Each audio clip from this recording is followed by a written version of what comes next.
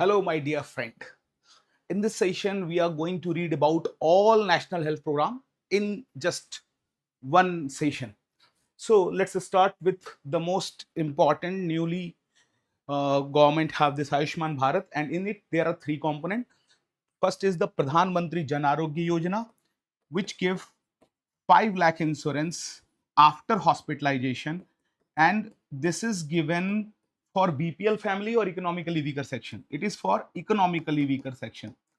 That's why the logo of Ayushman Bharat also have a pot with 5 green leaf representing that 5 lakh rupees. And second thing after PMJ is Arogya Mandir. This is same as Health and Wellness Center. Now the new name is Arogya Mandir. Previously it was Health and Wellness Center. And before it was Health and Wellness Center, it was known as Sub Center and PHC. So now it's being renamed as Arogya Mandir. And in this Arogya Mandir, government say we will give 8 new facility. First is the dental. Second is the mental health. Dental and mental you can easily remember. Then there is ENT and Opthal. Again, two things which we read together.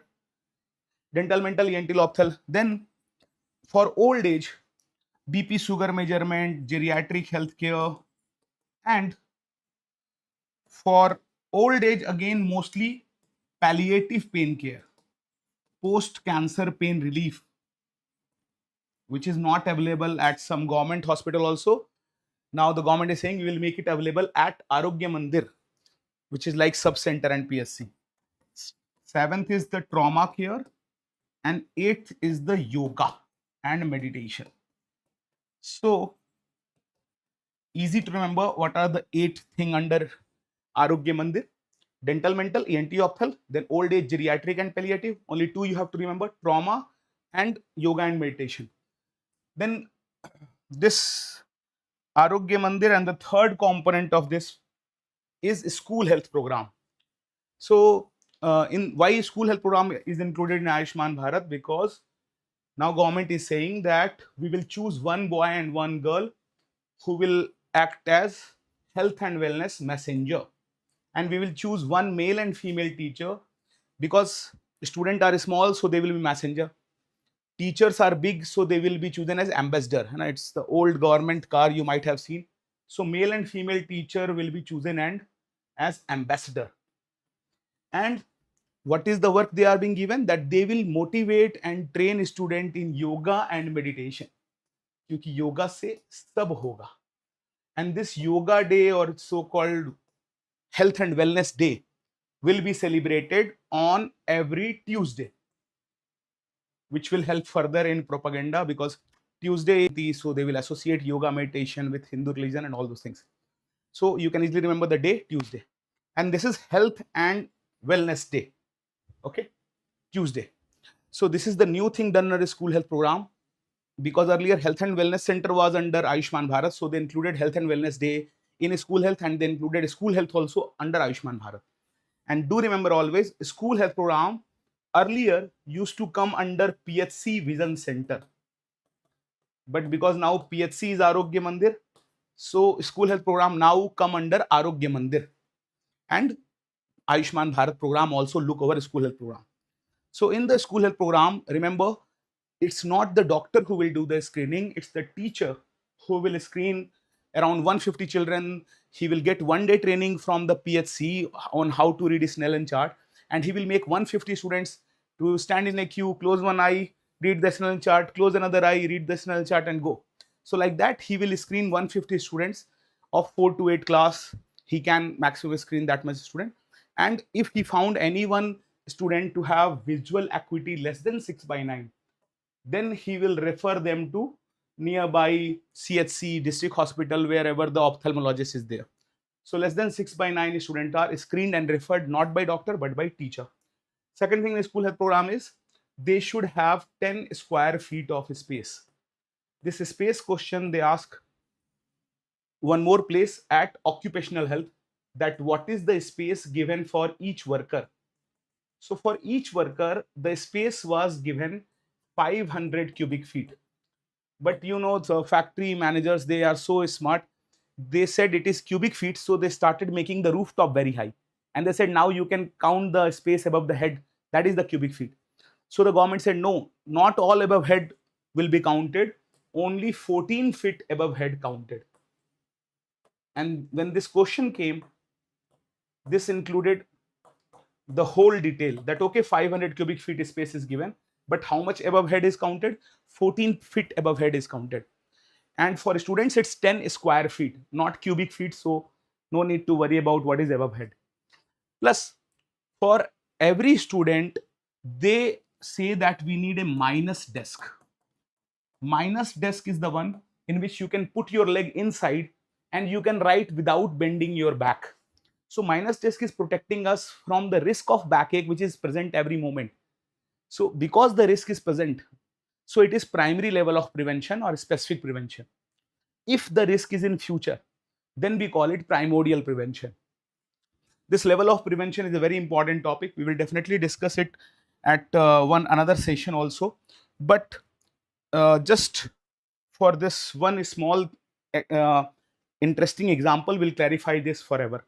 Suppose some of you have started preparing for your PG entrance exam from second and third year. So if you are preparing from second and third year, you are preparing before the risk of failure. So if you are preventing before risk, the risk is in future, not in present, and you are still preparing, then we call it primordial prevention. One very good example can be like if you are cleaning the sewage area, drainage area before rainy season, that is primordial, because rainy season has yet not came and you have cleaned it. So this 2 question has came on it, remember. And if you are preparing in final year or internship or post internship, when the exam is just this year only exam will happen, then we can call this as primary level of prevention because risk is there. And primary level in exam, you can write them as specific prevention also, except hand wash. Hand wash is not specific. Hand wash protect from many things. And hand wash we do when the risk is there. So if risk is present and we are doing prevention, we call it primary level or specific prevention. And as I said, minus desk. When I use minus desk, it is protecting the student from risk of backache. And that risk of backache is present at present. If today I will not sit and write on minus desk, then by the evening I can have the backache. So the risk is present. That's why minus desk is like final year preparation, primary level of example. And primordial is prevention before risk, like preparing in second, third year, or you can have many example in primordial. All the health education thing come under primordial mostly.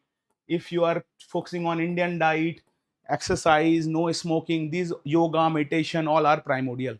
And primary include the risk is there, vaccination, isolation, quarantine, anemia mukt Bharat, helmet, and with helmet I remember condom. These all are example of primary level of prevention, because we wear condom when the risk is there. No one can listen to this class wearing a condom, of course, na? Because there is no risk that you can listen to PSM class and do sex at the same time. So you will wear it when there is risk. That's why condom and all these helmet, isolation, quarantine will all be example of specific prevention or primary level of prevention. So suppose in exam they ask condom is an example of primary prevention or specific prevention. Both are correct answer, but you have to choose a specific prevention. That is what they prefer as a better answer. Okay. Chalo. So this is one thing which I wanted to focus here. They ask again minus desk. This is example of primary or specific. In a class, there should be around 40 students, and for every 60 student, there should be urinal. So if you mix student plus susu, it become potty. And a urinal plus student, 40 plus 60, 100. One latrine is for 100 students. And there should be 25% area of the wall should be door and window so that light can naturally come, and light should come from the left hand side. So this is everything about a school health program and everything about Ayushman Bharat program, which they can ask. But 2 more thing I want to tell. Who is funding Ayushman Bharat? Is it central funded? Is it state funded? Or is it both central and state funded? So it is central and state both funded. This question has also been asked from Ayushman Bharat. Center gave around 60 to 70% fund and state gave 30 to 40% fund. Now, this is the reason why Tamil Nadu, Kerala, or all those states which do not have BJP government will never apply Ayushman Bharat, because fund 30% will come from state government, but people will think it is applied by BJP government, Modi's government and all, and therefore the credit will go to BJP. And every government is working only for one thing, to come back in next time also in power. So they cannot let their credit go. That's why state government do not apply it. And that's why central government on every program they apply PM. Or Congress was applying like Rajiv Gandhi, Sonia Gandhi, because they have their title, so that credit will go to them. So similarly, just as Ayushman Bharat is funded by both center and state, similarly, you have two more program, FSSAI, Food Safety Standard Authority of India, and ESI program. All these three are funded by both center and state. Now, in ESI scheme, 1/8 of the total premium which come is from state government, and the 7/8 of the insurance money premium come from the central government. So here central government roughly give 83% and state government give around 12.5%. So this is the three program funded by both. And I hope you will remember all the three component of Ayushman Bharat: PMJ for economically weaker section, 5 lakh rupees, and Arogya Mandir with this 8 point, and of course the school health program. Now let's move to read about the leprosy. The next program is the NPCDCS program. That means it is covering 4 disease: cancer, diabetes, cardiovascular disease, stroke. So this is NPCDCS. The logo of NPCDCS is health in your hand. आपका हाथ, आपका स्वास्थ्य. Health in your hand. What does it mean? Health in your hand. Matlab, don't smoke, don't drink. Health is in your hand. That's why NCD program have it. And in this, cancer, diabetes, cardiovascular, stroke are the 4 disease. And one thing which you should definitely know in it, which they ask again and again, is step surveillance. Suppose I ask you to that out of Brazil and India, who will have more high risk population for non-communicable disease? For diabetes, let's say, Brazil will have more diabetes case or India will have more diabetes case? What do you think? High risk case. You can say about India and China that China will have less high risk case for diabetes, but you can't say anything about Brazil. You don't know whether Brazil have more high risk case for diabetes or India. So what you can do is you can select 5,000 people randomly from these two countries, go into their houses and ask some 3 level of question to decide who have more high risk population for NCD. So why step surveillance is done? This is very important to know. To know high risk cases of diabetes and other NCD, we doing it. And it also tells us the trend of NCD, that NCD is increasing or decreasing. But to know or compare is the main thing, to compare high risk cases of diabetes and all. So the first level of question which we ask is the psychological question. And can I call psychological as behavioral? Of course, psychological means behavioral. So what are the psychological or behavioral factors which can cause NCD, diabetes and all? Of course, stress is most common, but it's difficult to measure stress by a field worker. And they are interviewing 5,000 people. So rather than stress, they ask ki, kya tum sutta peete ho? Kya tum daru peete ho? Tum ganja kyun nahi phukte ho? Hai na? They ask about smoking, diet, exercise, and alcohol intake. Those psychological things which can cause NCD. Second thing they ask is, after asking psychological, they get physical. They ask physical question. Hai na? So what are the physical question they ask? Of course, BP, BMI, and then one more is age, because age more than 65 years is an independent risk factor. So they ask these 3. And after that, they ask about hormonal factor. So I can call hormonal as biological. And under hormonal or biological factor, they have, of course, the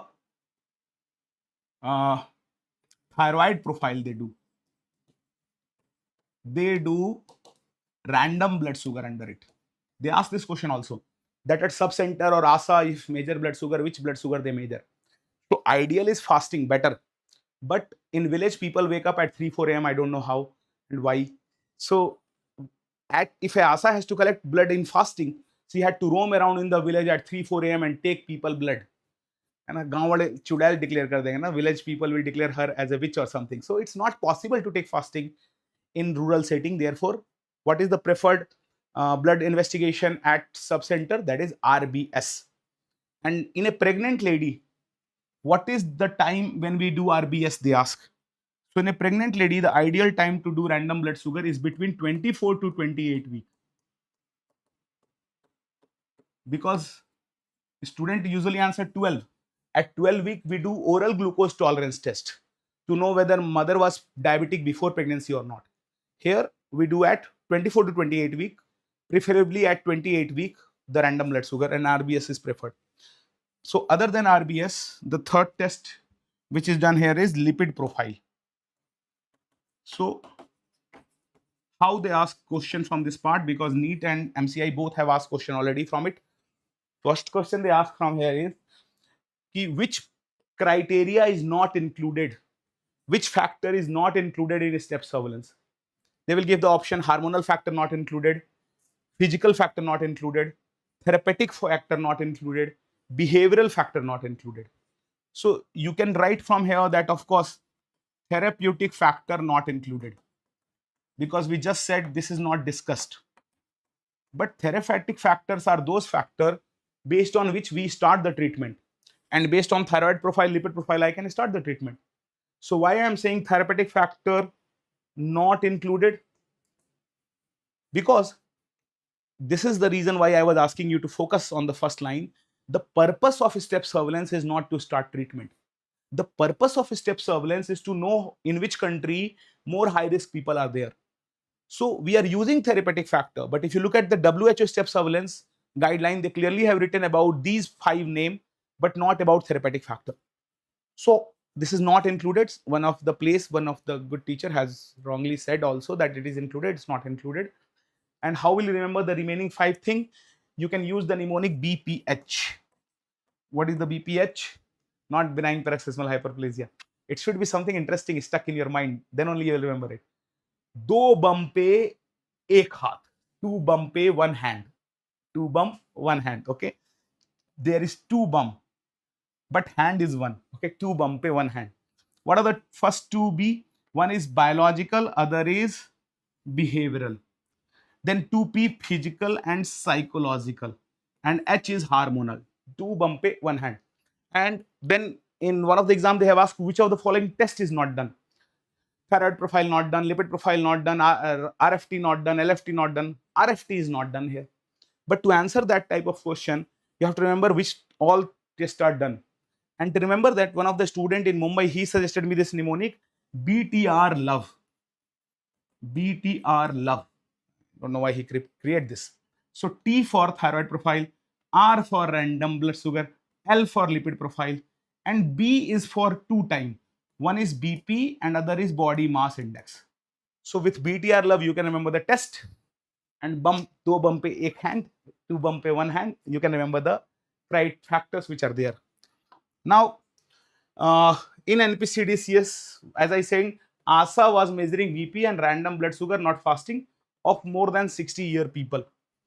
And at sub-center earlier, there was measurement of BP, sugar, and health promotion was being done. So for the work of health promotion at Arogya Mandir, previously sub-center was there. Now sub-center is renamed as Arogya Mandir. So at Arogya Mandir, you have a new post of CHO. CHO stands for Community Health Officer. If they ask you suppose, what are the staff which are at Arogya Mandir? So at the Arogya Mandir, the new staff is CHO, Community Health Officer. Other than Community Health Officer, the old 2 staff will be there, ANM and MPW. I hope you remember. ANM is auxiliary nurse midwife, and ANM is same as health worker female usually. And then other is MPW, multi-purpose worker, who also makes slides in malaria program. The question they ask is how he makes slide. Does he make slide by active surveillance, by passive surveillance, or by sentinel surveillance? So MPW make malaria slide by active surveillance. And in all the three program, HIV program also, malaria also, TB also, we have sentinel surveillance. So we have to understand what is this active passive sentinel surveillance also. But do remember, who make malaria slide? Malaria slide is made by MPW by active surveillance. So what is this active, passive and sentinel surveillance? Let's revise it before moving ahead. Of course, I am deviating from NPCDCS program, but this surveillance is a common topic being recently asked again and again. So let's discuss that. So the question being asked in NEET exam 1 year back was that there is a cancer patient who came to hospital and got registered in the cancer registry. In the cancer registry, you have his name written. Okay, so she is registered at cancer registry in the hospital. Now, which type of surveillance is here? Which type of surveillance is occurring in this case? I hope you know, because before going to any exam, it's a must to do all the PYQ of last 5 to 7 years if you want to get a good rank. So I want you all to please reply it in the chat group so that we can interact well, we can understand each other well, that do you understand this concept or not. And only by doing mistake, we can correct ourselves. So if you give a wrong answer, it doesn't matter, but if you will give answer, you will remember it better and you will do it correct in the main exam. So try to give wrong answer, but give answer. Okay. Chalo, do reply, my dear friend. Which type of surveillance will you call it? Active, passive, sentinel. So what is happening here? Do reply. Which type of surveillance is here? See, first thing is, because this patient is coming to hospital by themselves. No one is bringing them. They are coming by themselves. So we call such patient as notified case. They are coming without effort. बिना मेहनत के खुद से आ रहे हैं. और क्योंकि खुद से आ रहे हैं, they are coming by themselves. So we call it passive surveillance. They are coming by themselves. Active surveillance we do when someone from the health team will go and visit. So active surveillance is always for hidden cases. Those cases who do not come by themselves, we are going and searching for them. And if you mix active plus passive, hidden cases plus those who are coming by themselves, we call it sentinel surveillance. So sentinel surveillance, always remember, is for all cases. They ask a beautiful question on this topic, that in the Kumbh Mela, there is a team of doctors going with pharmacists and nurses to every camp, and they are finding cases who are suffering from BP sugar in those camps. Plus, they are reporting any outbreak also. So, which type of surveillance this vehicle are doing? In that Kumbh Mela, they are doing sentinel surveillance because they are treating cases also who are coming to them by themselves, passive surveillance. Plus, they are going actively also and searching for hidden case of outbreak, which has to be reported within 24 hours. So, there is active also, passive also. That's why it is example of sentinel surveillance. Okay, chalo. So remember, this notified cases is in passive surveillance, hidden case active, and all case sentinel. So in NPCDCS program, there is this work given to Cho, that Cho, who will be newly posted position at Arogya Mandir, he will do health promotion. He will train people in yoga and meditation. Because again, yoga se sab hoga. So Arogya Mandir have Cho, and other than Cho, there is ANM and MPW who are also at Arogya Mandir. So there are 3 staff: Cho, ANM, MPW.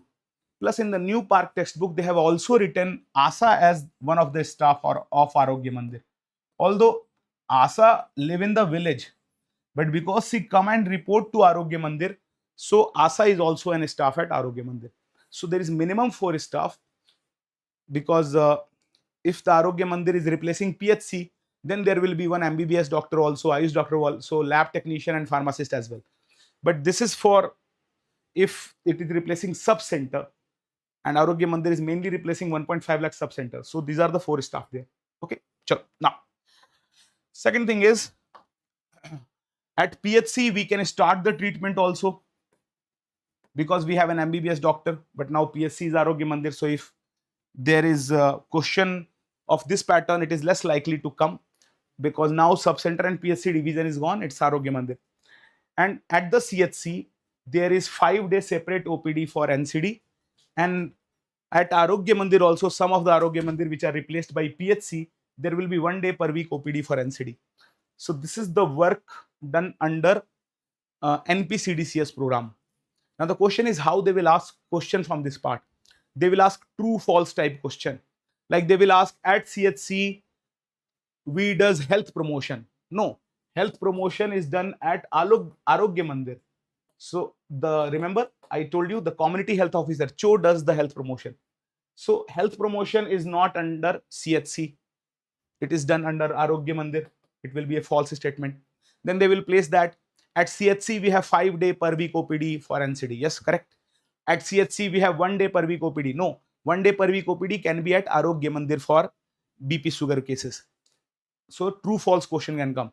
Nurses send at the home of bedridden patients of NCD for physiotherapy and giving the medicine at their home at CHC. Is it correct or false? So it's correct theoretically that nurses go to the home of bedridden patient and teach them physiotherapy or give medicine.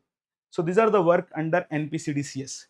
Now let's come to one of the most controversial part, this question on cancer.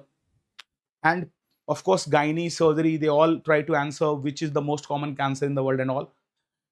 But collecting data from general population is the work of PSM. And Park has given a table in which they have given this data. So trust on evidence, not on expert.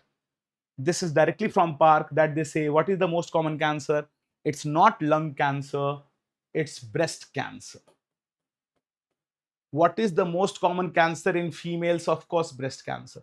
Suppose they ask females of India, not female of world. Is it cervical cancer or breast cancer? It is again breast cancer. So whether they asked most cancer of the world or in India in females, breast cancer. One of the gynae teacher has correctly written that most common cancer in the genital part of females of India is cervical cancer. He's correct, because in the genital part we cannot have breast. Of course, it will be weird. So genital part is cervix cancer, but overall, which they ask, is always breast cancer. Now you will ask, sir, why? Why breast cancer is more common than lung cancer, when lung cancer can occur more commonly, then why lung cancer is less prevalent, less common? See, my dear friend, if I ask, and I do ask it in most of the classes, that how many of your relatives have breast cancer and still surviving? Raise your hand. So usually in 100-150 student class, 7-8 student including me raise their hand that yes, we have some relative who have breast cancer is still alive. Now I ask the same 100 student to raise the hand if they have some relative with lung cancer and is still alive. Hardly anyone, or sometime in 200-300 class, student class, one person raise hand. Why? Because when someone suffer from breast cancer, if it is HER2 new to receptor positive on selective estrogen receptor modulator like tamoxifen, it can make the patient survive for 10, 15, 20 years. Duration of suffering is very long in breast cancer. So at any time, if you try to measure the total cases of breast cancer, they die. So at any time, if you want to measure the total burden, that what is the total cases of breast cancer, they will always come more than lung cancer. Okay, because breast cancer had very high duration. So because duration is high, prevalence become high. This formula is very important to understand and remember. They ask question on it also, that any time total case is new case into duration of disease. So Now, let's come to the most common cancer in males of India. Answer is lip and oral cavity cancer. क्योंकि ऊंचे लोग ऊंची पसंद मानिक चंद, अब बोलो तो बोलो जुबा केसरी, क्योंकि मुंह में रजनीगंधा कदमों में दुनिया है ना. They give all these ads to promote tobacco product and we chew it more, so we have more lip and oral cavity cancer. If a patient will come with lip and oral cavity cancer, you will put two finger, where not in mouth, one finger inside mouth, one finger outside after wearing gloves, of course. And if there is a swelling palpable and it is smooth is cyst or smooth is cancer? What do you think? Smooth will be cyst or cancer?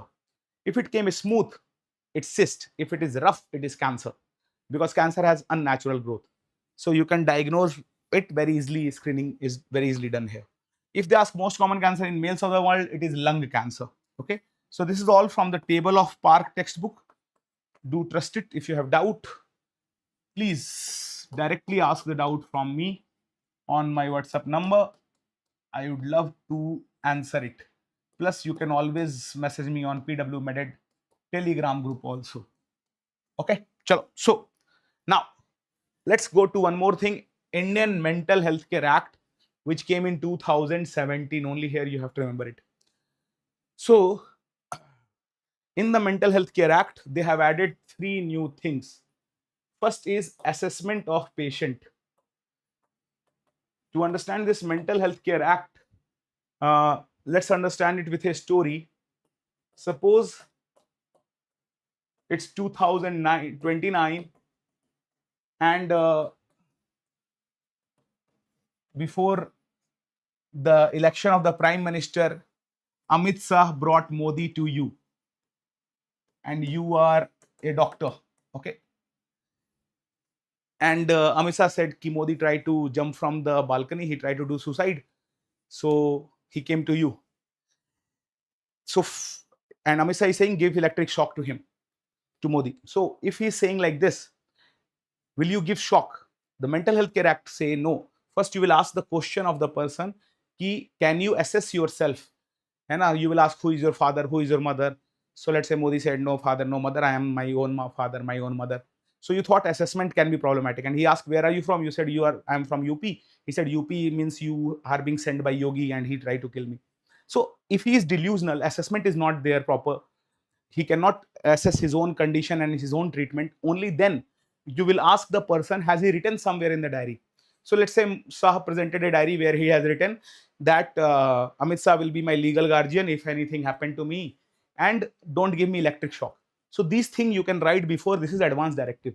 And in this directive, Amit Shah has been a nominated representative by the patient. So you will listen to Amit Shah and Amit Shah is saying to give electric shock. So now will you give electric shock?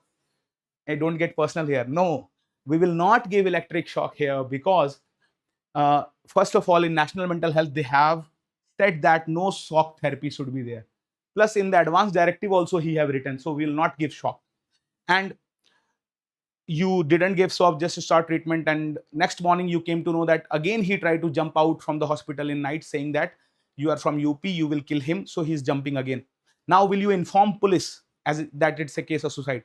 You can inform police, but suicide is no more a criminal offense, because previously if someone used to do suicide, police used to come and file a case against him. So the patient used to do suicide again after depression. Hai na? So now police say, no problem, you can do suicide, it's your choice. Suicide is no more an offense.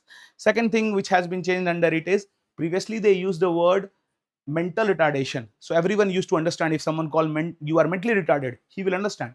But now the word they have changed to intellectual disability.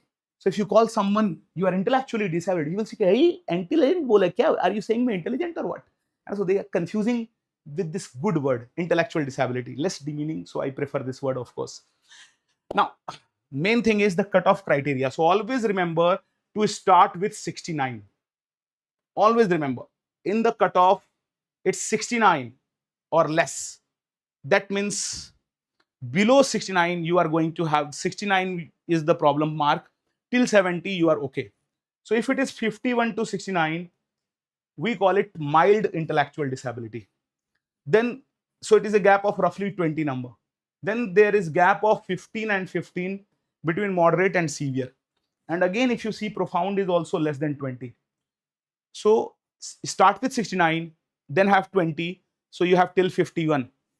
Then 15, 15, so 35 and 20, and last is also 20. Last is 20, first is 20, mild is 20, profound is 20, moderate and severe is 15, 15. Like that you can remember, and start with 69, and you can remember this cutoff. Okay, so this is all about Mental Health Care Act.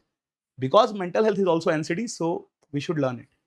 Now, the next question they ask is a very good question from PCPNDT Act, which is not in PSM, but they have written legislation also I will discuss. So let's discuss these two legislation, MTP Act and PCPNDT Act, through which a lot of very important questions do come.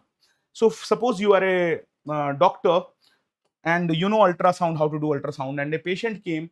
This female is of 32 years. He have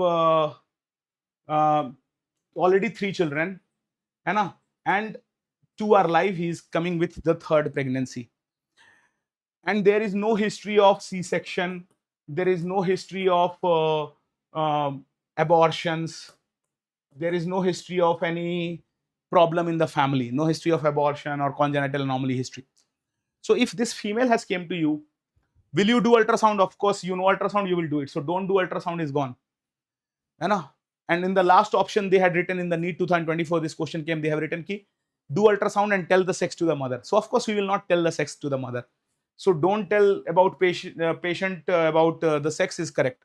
Main confusion is when you will do ultrasound, which one is correct? Will you determine sex of the fetus or will you don't determine sex? This is the main question. What do you think? Should you determine sex or don't determine sex? What do you think? So correct answer is don't determine sex, because after determining sex, you can leak it out. Like when we were posted in Faridabad, all the mother who go to Western UP for ultrasound, if after ultrasound the doctor said Jai Mata Di, it means it's a girl. Jai Sri Krishna means it's a boy. And then you to go to take medicine and go for illegal abortion. That's why the sex ratio when we were working in Faridabad was 637 female for 1000 male. So this female feticide is a big problem. So don't determine sex. Determine sex only when there is 5 criteria is fulfilled. So what are the 5 criteria for sex determination? First criteria of sex determination is if the age of the mother is more than 35 years, which was not in the last case, it was 32 years. Second criteria is if there is history of one of the 2 things. Which 2 things? History of 2 or more abortion, one after another. One after another means consecutive abortion. Second is if she had taken X-ray or she had undergone through some radiological exposure or some toxic exposure in her pregnancy. So if there is some exposure to drug or chemical, you can determine the sex. Or if there is history of congenital anomaly in the family. Suppose previous child has been born with some problem and all. So then in that case, she can of course determine her sex. So this is actually condition number 2, 3 and 4. First is age, abortions, exposure, congenital anomaly. And last 5th thing they say is board approval. If the board approve.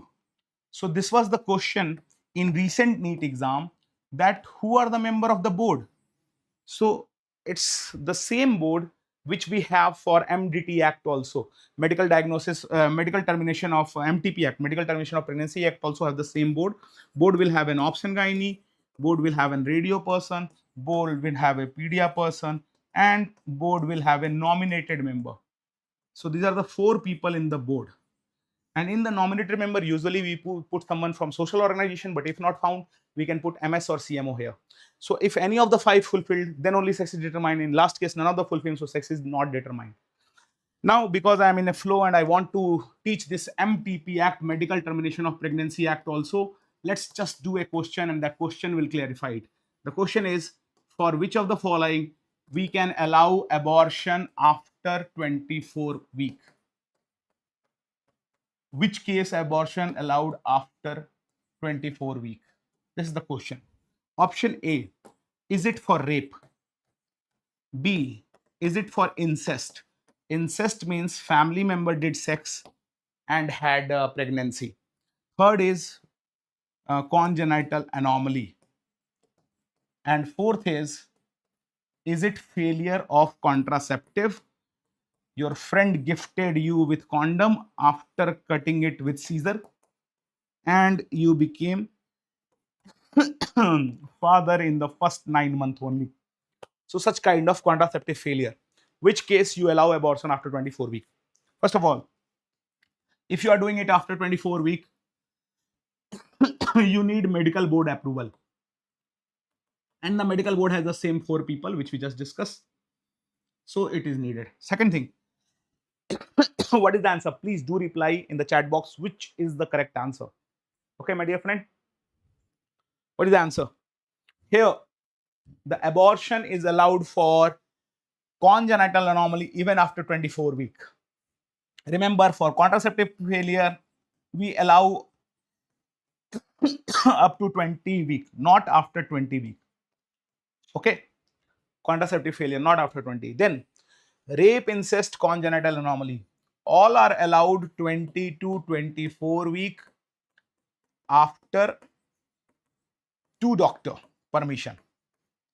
And after less than 20 weeks is only 1 doctor permission. Okay, so some people say, sir, why rape is not allowed? They get emotional here and they say, sir, rape should be allowed. The logic which the government gives is that if suppose I am a rape victim, so my pregnancy cannot remain hidden till 24 weeks. At least till 24 weeks, there will be abdominal swelling and you can see my pregnancy, which you are seeing right now. And so definitely understand, rape, incest, we can allow to do it between 20-24. But in congenital anomaly, sometime by 34-36 week also, people get tracheoesophageal fistula and all. So we can allow only in congenital anomaly after 24 weeks.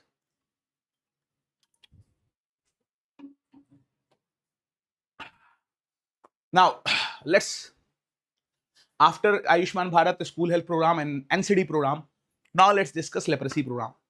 First of all, criteria for elimination of leprosy is less than 1 case per 10,000, not per 1,000. And according to this criteria, India eliminated leprosy in 2005. We are into eradication now. We have eliminated it. One more thing which we can detect is annual new case detection rate. Annual new case detection rate is detected per lakh. It is 9.7 per lakh.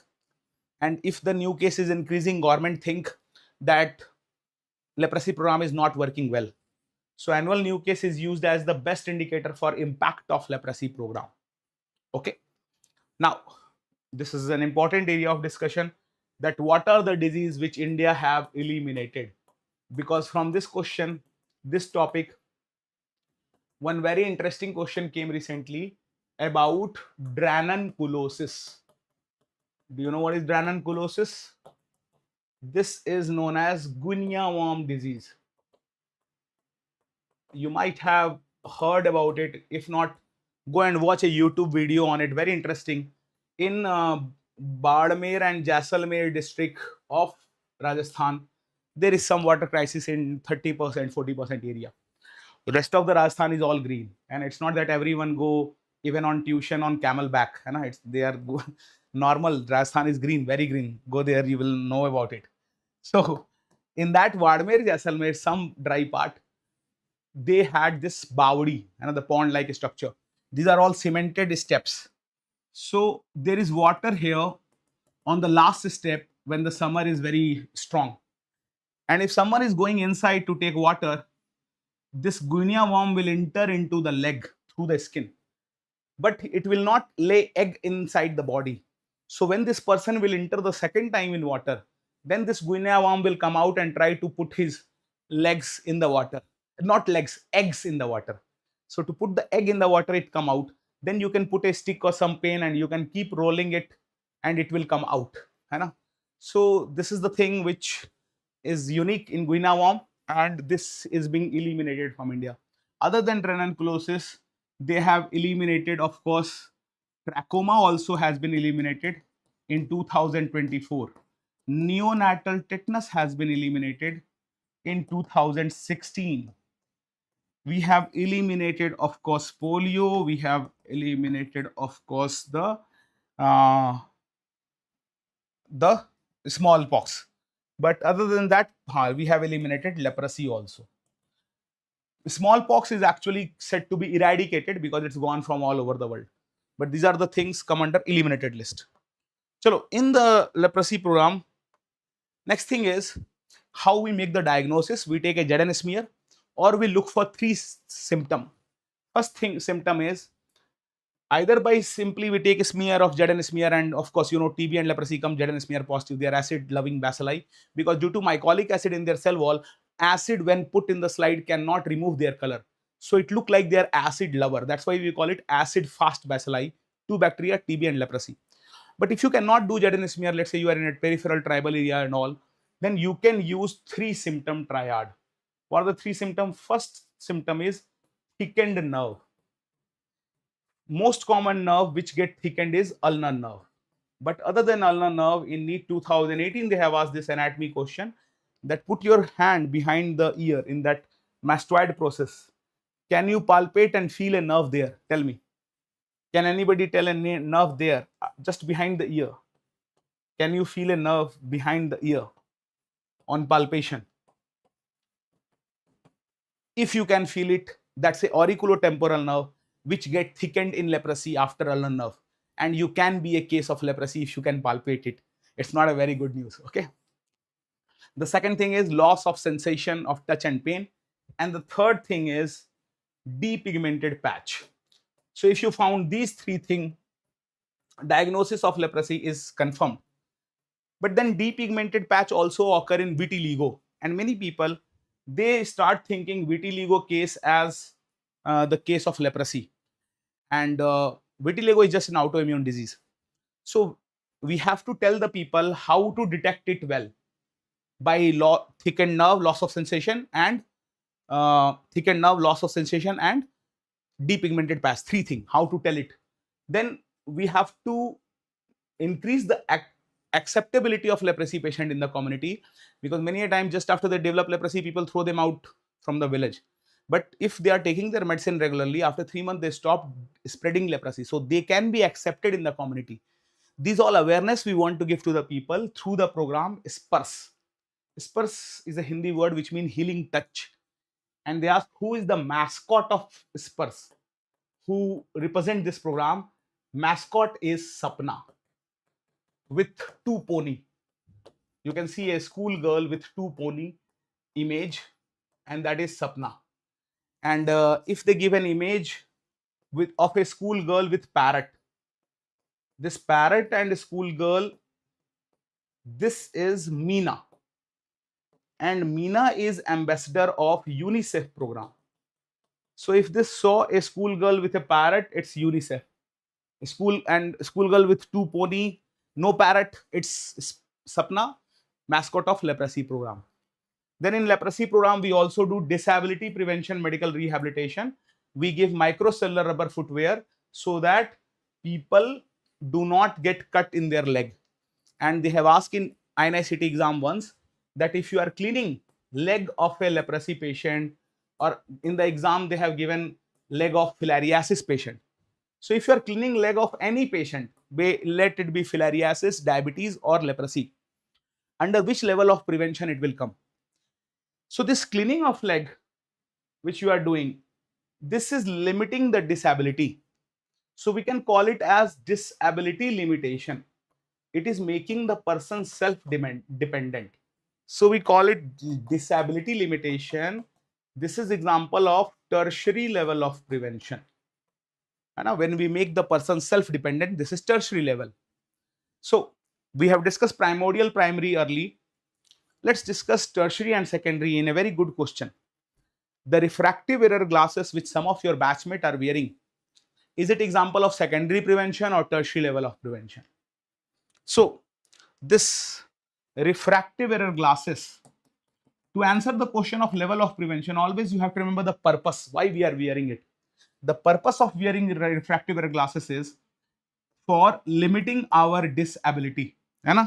It is not letting us be dependent on other. So refractive error glasses is actually making us self-dependent, so we call it rehabilitation. Rehabilitation means giving job to the person, making them self-dependent. And it is limiting our disability of myopia, hypermetropia from proceeding further. So the glasses is not treating it. Glasses is just limiting disability and making the person self-dependent. So glasses are example of tertiary level of prevention. Okay. This is where Park differ from international book.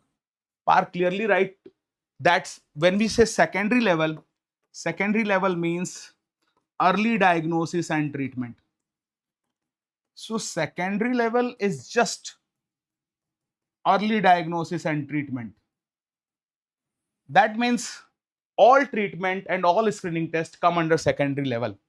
All screening tests come under secondary level.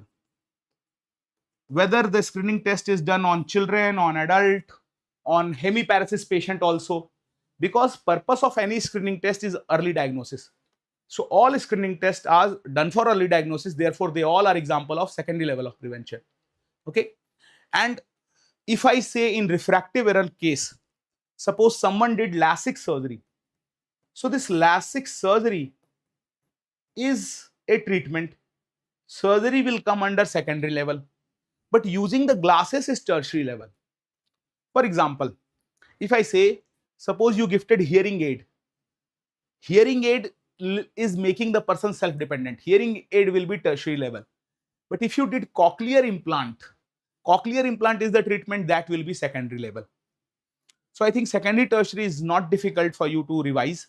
Secondary will have all screening tests done on children, adult, health fair, hemiparesis patient, on anyone if you do BP checkup. That is secondary. And all treatment come under secondary. And tertiary will have all the caliper, wheelchair, physiotherapy, refractive error glass, hearing aid. They are tertiary. Okay. Now, in leprosy, let's answer these two very good question. This first question is that which will tell you whether ASA is working well or not in leprosy program. What is the best indicator of active case search in leprosy detection by ASA?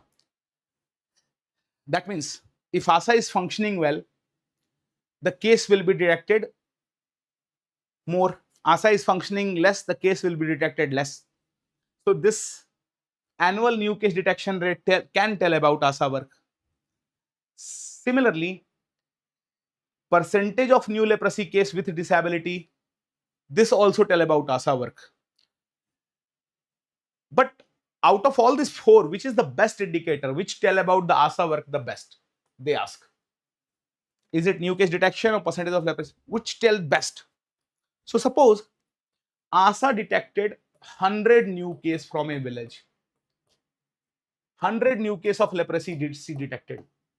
But out of 100 new case which she detected, suppose 95% are with grade 2 disability. 95% already have their leg gone. And then ASA is detecting. Only 5 case she is detecting. 5 case without disability she is detecting. Rest 95 she have detected in a year with disability. So if someone is detecting 95% cases after disability, it means either the ASA is blind or the ASA is not roaming around in the village to search for leprosy. Because if she would be roaming around, people would have told about problem in the patients of the village, and she could have known it by screening or by listening to the word of the mouth of the people. So if she is detecting most of the cases with grade 2 disability, it means ASA is not detecting on time. So which tell about active case search of ASA? Percentage of grade 2 disability. If grade 2 disability is more, it means ASA is not reporting on time. And if the person is already with disability, then ASA report, then ASA get only 200 rupees per case for detection. But if she detect a new case without disability, she get 250 rupees per case. So the case amount is also more, so that she will be interested in reporting it at an early stage. Okay, chalo. Now, next question they ask, very interesting question. If you are a lover of Sherlock Holmes, you will love such type of question, which is not an impact indicator of leprosy program, which do not tell whether leprosy program is functioning well or not. If you are listening it in the recorded mode, please pause it, answer the question first, then move ahead. Which never tell about impact of leprosy program. Of course, annual new case detection rate is the best impact indicator, so it will tell the impact. Percentage of leprosy grade 2 and leprosy patient with relapse, that will also tell impact. But how many people are coming with multibacillary and how many coming are paucibacillary? These are just stage of disease. It tell nothing about impact of leprosy program. It tell nothing about leprosy program. These are just stages of illness. So how many people are multibacillary? How many are paucibacillary? It is just the stage of presentation. It do not tell anything about leprosy program. So not an impact indicator, multibacillary case. Best program indicator, annual new case. And the indicator for ASA work is grade 2 disability cases reported. Okay. Now, these are the two type of leprosy with which the patient present. I hope you know, paucibacillary and multibacillary. So how they divide it? Very simple. Paucibacillary means having less than or equal to 5 skin patch. Multibacillary means more than or equal to 6 skin patch. So suppose a patient came and with leprosy, you ask him to remove all cloth, but he did not remove underwear. And when you came, he asked you, sir, chaddi bhi utarna padega kya? Should I also remove the chaddi? You said, no, let it remain. You felt hesitant in removing underwear. And you missed one of the patch which is in the testicle tatas of this patient. So by missing one patch, you can wrongly classify him paucibacillary. And due to that hesitation, you will only give him 6-month treatment when he actually need 1 year or 12-month treatment. So just because of hesitation, a doctor can give half treatment also. Second thing is, the follow-up is for 2 years in paucibacillary and the follow-up is for 5 years for multibacillary. So because your hesitation, the follow-up is less, and now he can have relapse of leprosy, he can spread other people also leprosy, just because a doctor feel hesitant in removing the underwear. So will you remove underwear or not? Will you be a same full doctor or a sameness doctor? You have to be a sameness doctor. Then you can examine it comfortably and patient will also be comfortable. Of course, if there is a female patient, you need a female attendant, then only you can remove the cloth. But if it is a male patient, you can remove his cloth anywhere. Male, no respect. Male patient, anywhere. So do remember this difference of pauci multi, they ask again and again, and this program. But two more pharma questions they ask from the program. I'm interested in discussing it. They ask which drug has this side effect of darkening of skin. And suddenly skin become very dark in leprosy patient. This darkening of skin is side effect of clofazimine. I should have asked the question first, dapsone, clofazimine and all. Clofazimine. Clofazimine also have one more side effect, opacification of lens. Some cataract-like changes can come. Then one more question they ask is, what is the drug of choice for lepra reaction? Is it dapsone? Is it methylprednisolone? Is it clofazimine? Is it rifampicin? What is the drug of choice for lepra reaction? This is second question of pharma from this part. So for lepra reaction, the drug of choice is always methylprednisolone. Then they ask that if we are giving methylprednisolone, will you stop giving the multiple drug therapy of leprosy or will you continue it? So of course, we will give methylprednisolone, but we will not stop the leprosy treatment. And in leprosy, the treatment we give is multiple drug therapy, MDT. So we will continue MDT, add steroid. Because if you will stop leprosy drug with a steroid effect, leprosy bacteria will flare up. So we have to continue leprosy drug with steroid. Chalo. So this is for leprosy. Now we have finished leprosy school health program, Ayushman Bharat and NPCDCS 4 program we have finished. Now let's go to TB program. In the TB, India said we will eliminate TB by 2025. World said, Sustainable Development Goal said, we will eliminate it by 2030. So India thought कि अगर फेंकना ही है तो कुछ बड़ा फेंको. If you are throwing, let's throw big. World said 30, we said 25. World said 25, you would say tomorrow. Now government of India is saying no, 2025 we are unable to achieve, so now we will achieve it by 27. 24 March is World Health Day. So World Health Day nahi. World Health Day is 7th April, of course. 7th April is the day in which WHO came. So we call it World Health Day. And this 24 March is the World TB Day. So the target which is for world is same for India. World and India target are same. Whatever India will achieve by 2025, world will achieve by 2030. Same thing. They both will try to have zero catastrophic expenditure of TB.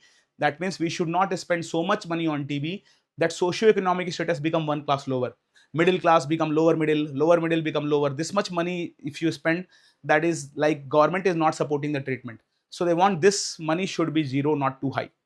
Then the mortality, they say, due to TB should be 90% reduction, which is easy to reduce.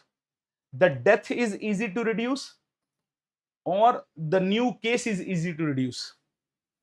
Remember, new case of TB can only be reduced if we will focus on preventing malnutrition. If we give food to everyone, then new case will be less, because 40% Indian are already infected with TB. All the students who are, the friend who is sitting next to you, that person is already infected with TB. And don't look at that friend, because you yourself are already infected with TB also. I am 100% sure that I am infected with TB. But why I am not worried?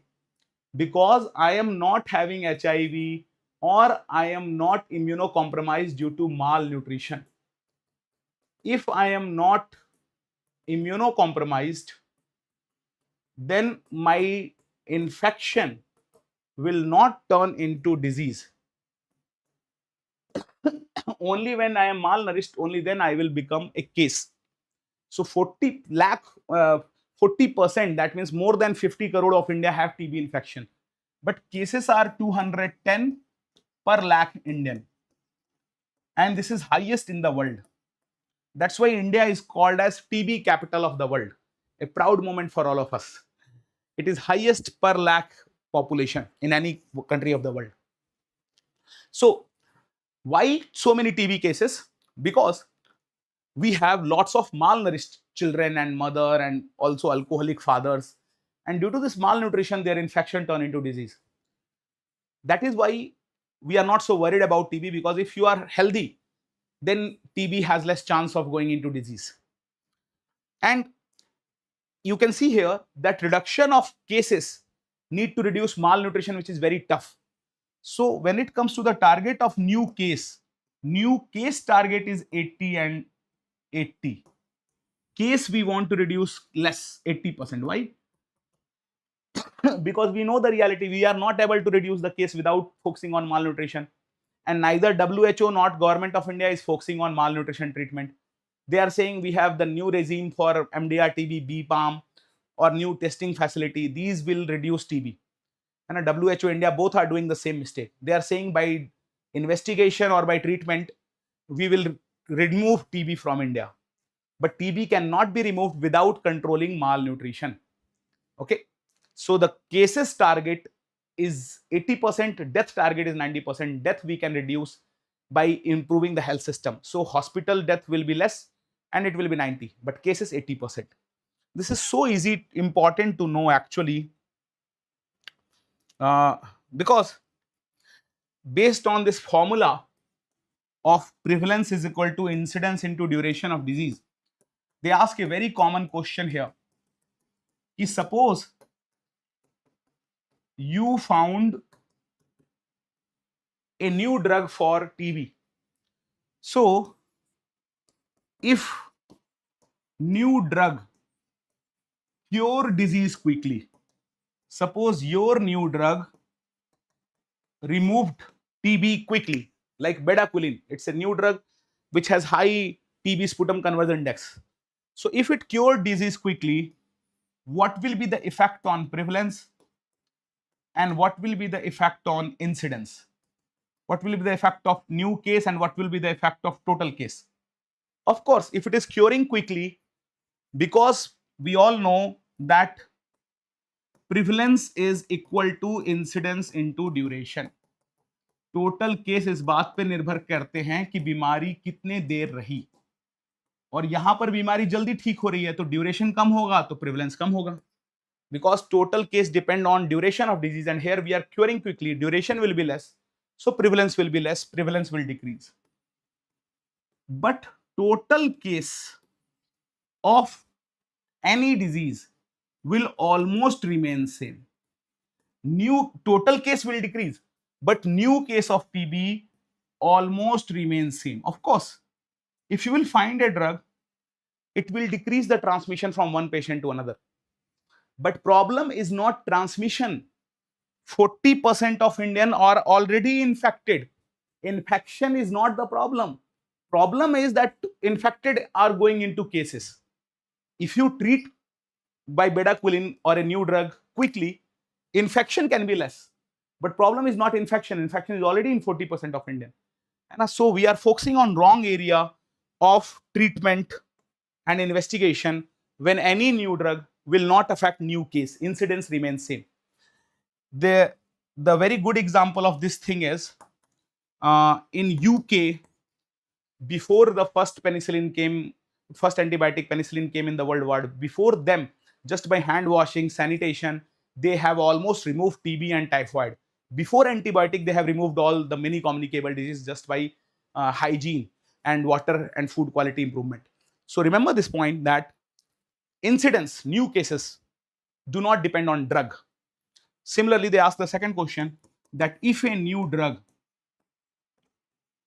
does not cure TB, it does not cure the disease, but prevent death from it. It's like BP and sugar drug. BP and sugar drug do not cure BP and sugar, but it do not let anyone die from BP and sugar. So if such a drug came, it will not let people die. It will just keep them surviving. A very good example can be HIV drug.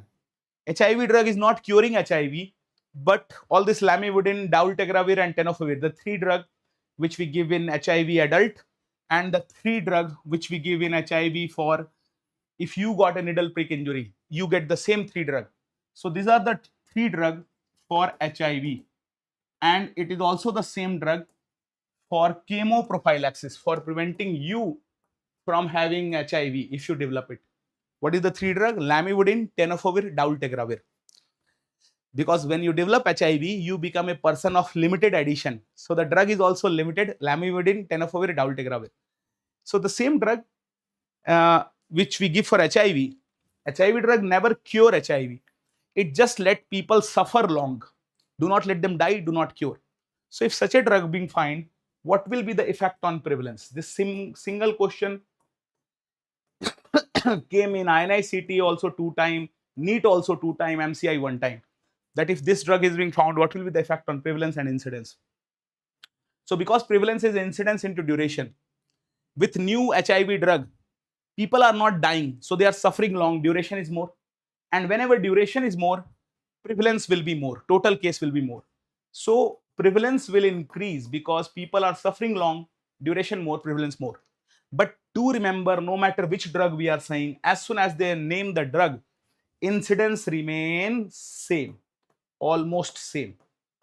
Anyway, you understand, with BP sugar drug, no matter how much good drug you found, it will not prevent new case of BP sugar from coming ill. New case are falling ill due to lifestyle, smoking, stress now. So medicine cannot prevent new case of BP sugar from not becoming a case. They will become a new case. So do remember, incidence remains same with drug. Main thing which is affected is prevalence. If it is curing quickly, prevalence decrease. If it is not curing, prevalence will increase. Okay, so very common question. Now, I hope you will remember the target. What is the target for NTEP strategy?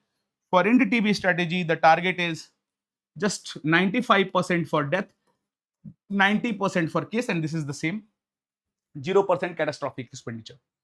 So I hope the target is clear, and this two very important question of prevalence incidence is also clear. Now,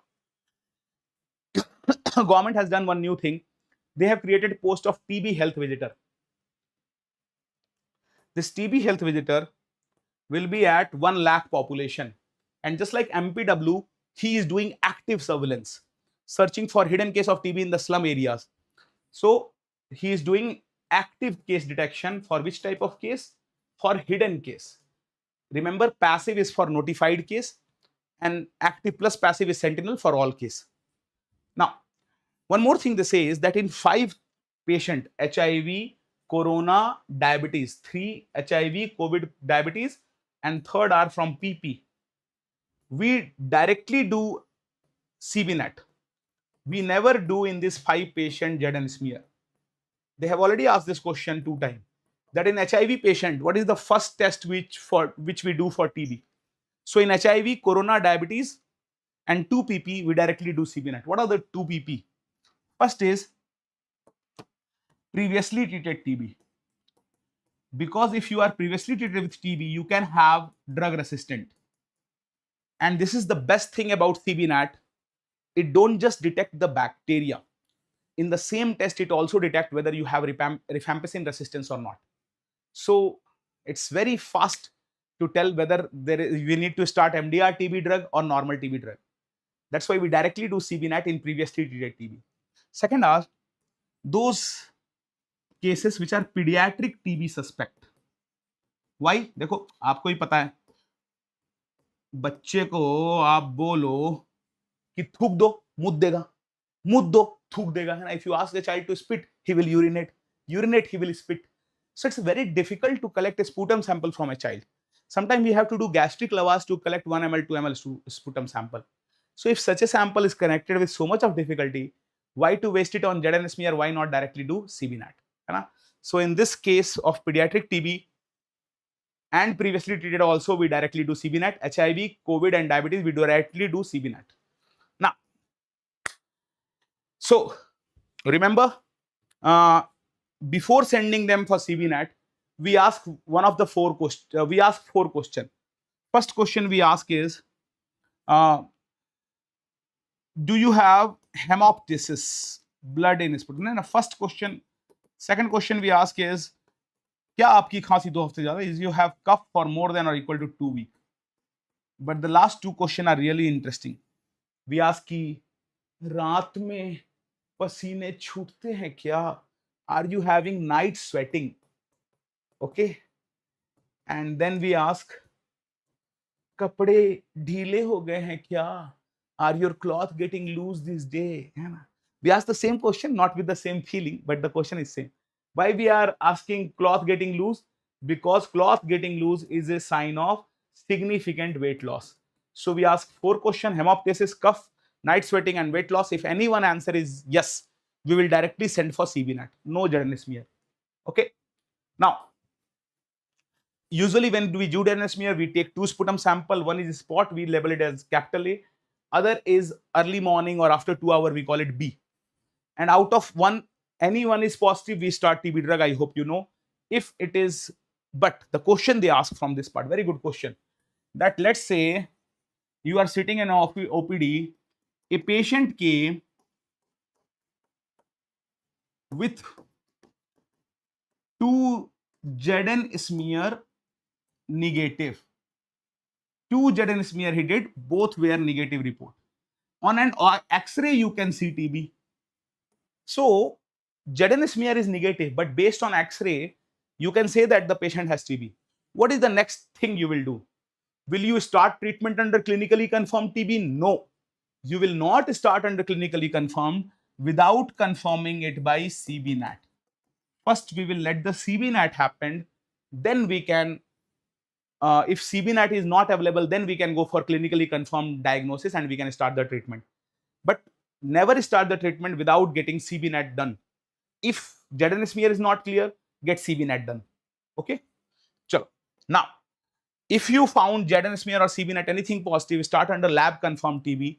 And for non-drug resistance in the intensive phase, as I hope you know, we give all the 4 drug for 8 weeks, and we give it by fixed dose combination. Fixed dose combination means within the same tablet, there is all 4 medicine.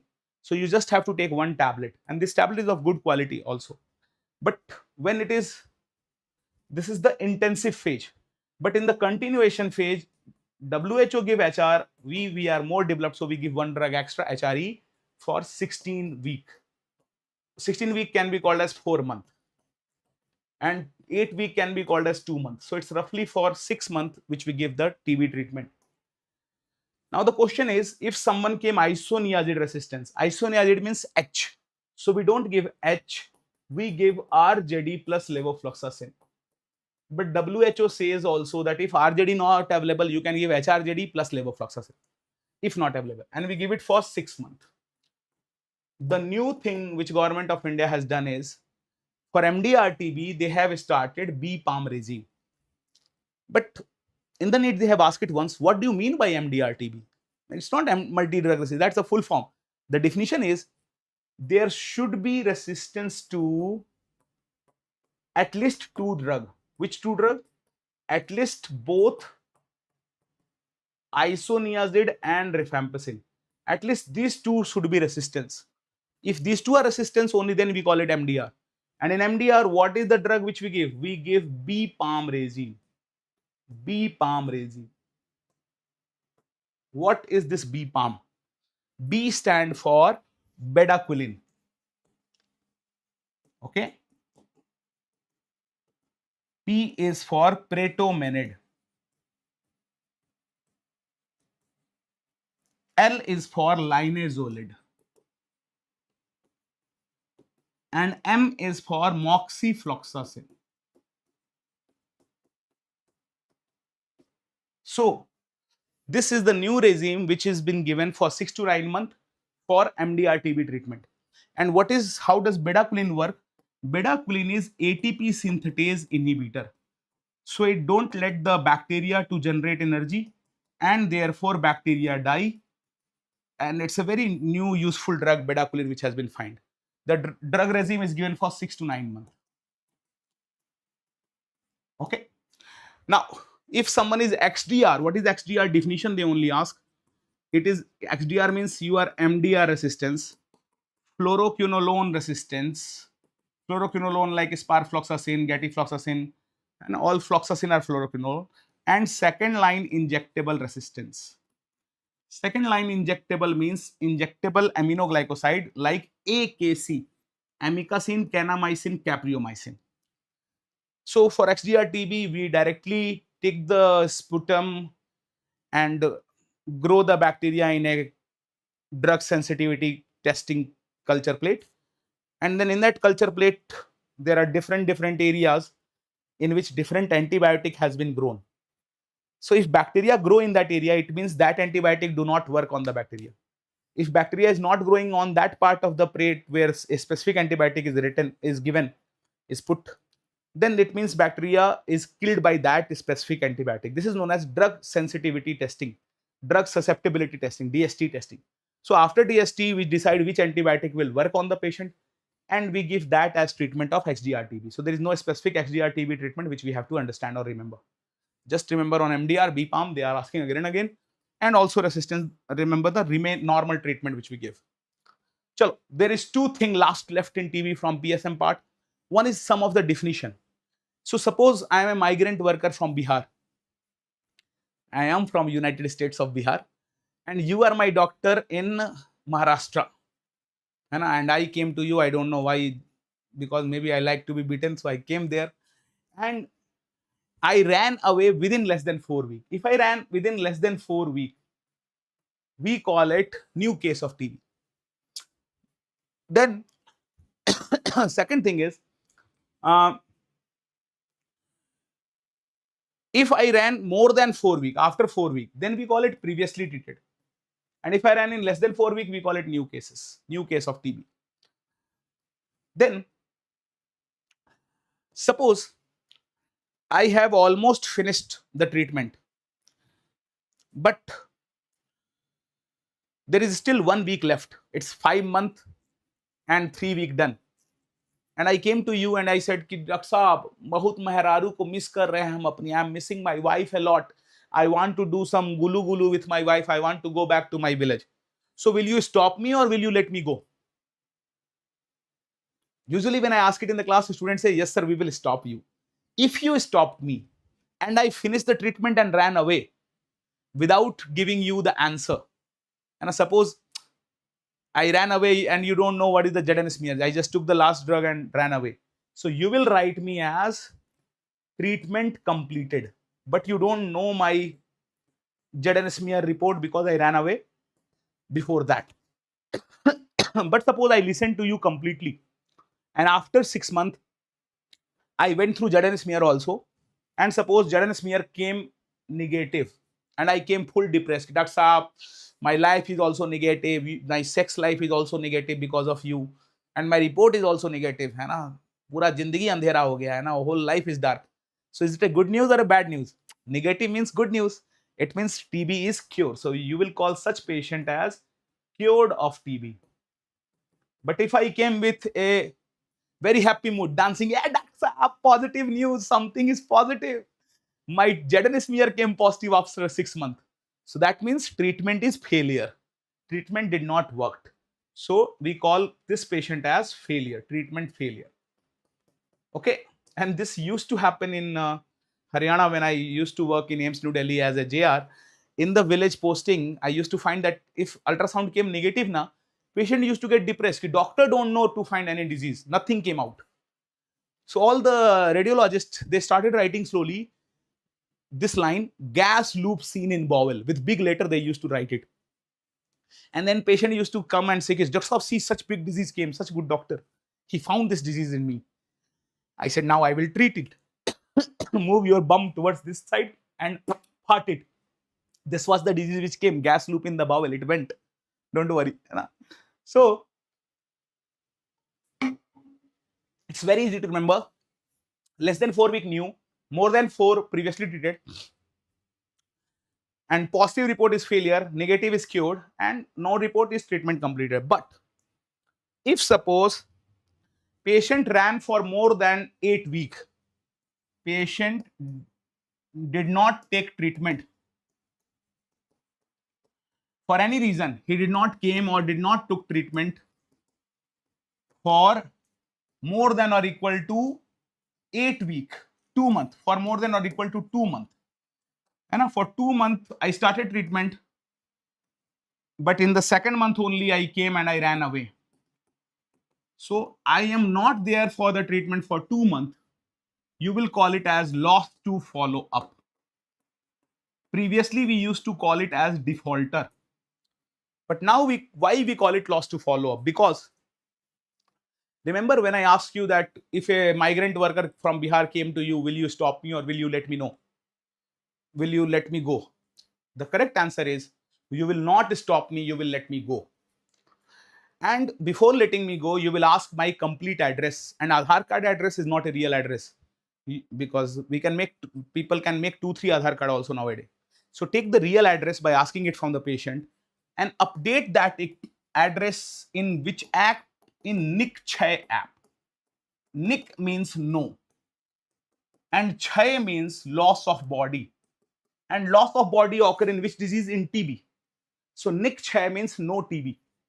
So this NIC app will be for registering the patient. You will update the detail of the patient and you will get some money also from updating the detail.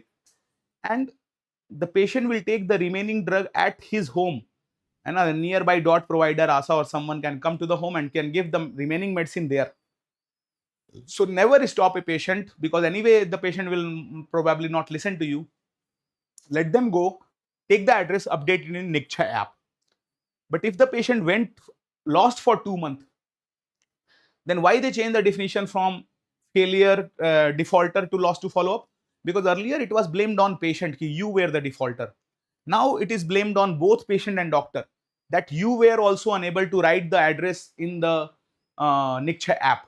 If you would have written the address, then patient could have been followed up.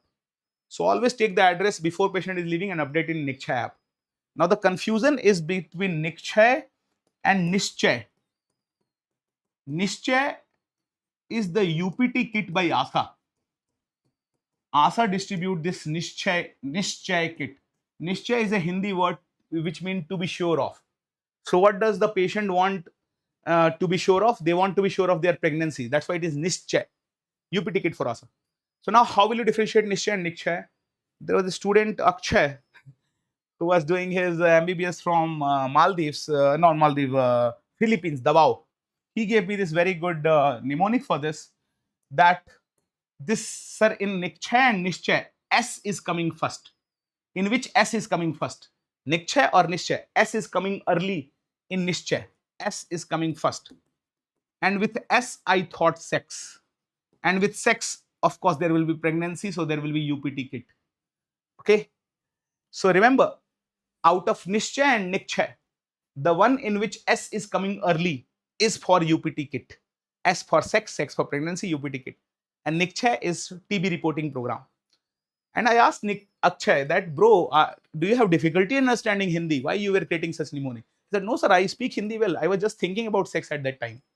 I said, very good. So the point is, this is the thing, the definitions, the treatment guideline, the investigation guideline, which they ask in TB. Of course, in TB, I can go into much detail, can discuss TB, HIV, drug interaction also, and a lot of things. But I think in pharma, you will know it better. But still, one drug interaction I want to tell, definitely. This rifampicin, I hope you all know, rifampicin is cytochrome enzyme inducer. So, it induces a lot of drug metabolism. It metabolizes a lot of drug. So, rifampicin metabolizes dolutegravir. And therefore, dolutegravir drug need to be, dose of drug need to be increased. We need to increase the dolutegravir, which we give in HIV for limited, because it will metabolize dolutegravir. And similarly, other drug interaction also you should know. But this has been asked again and again, so I am repeating it. And do remember, dolutegravir can cause neural tube defect. So whenever we give dolutegravir, we always give a high dose of folic acid. And suppose a patient have both TB and HIV. Suppose I am that patient having both TB and HIV. Which treatment you will start first? You will always start TB drug first. And the question which was asked was, after how many time you will start HIV drug? So answer is after minimum 2 weeks. It is 2 weeks to 2 months. So between 2 week, minimum 2 week time or 2 month time, only then you can start HIV drug ART. Why? Logic is very simple. First, by giving TB drug, we will kill the bacteria. Then by giving HIV drug, we will increase the antibody. Because if you did it reverse, if you give HIV drug first by mistake, then HIV drug will stimulate the antibody. They will react with the TB bacteria in high numbers that is there. With so vigorously they will react that it will cause like hyperimmune response and patient can die. So we never increase the police without killing the thief. First we will kill the thief by TB drug, then we will increase the police of by giving anti HIV drug, because in HIV the main problem is immunosuppression. So we have to improve it after giving TB drug, and gap is 2 weeks to 2 months. Chalo, now let's talk about HIV program. First of all, in HIV program, they ask what is the most common route of HIV transmission? How does HIV go transmitted? Most common.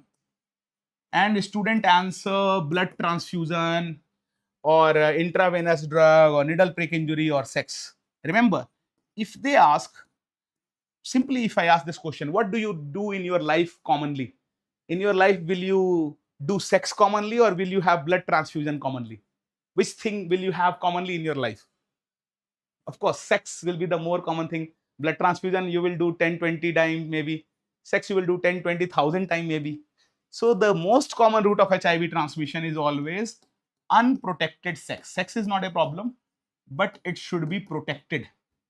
And If they ask route with maximum risk, then with maximum risk, the answer will be blood transfusion.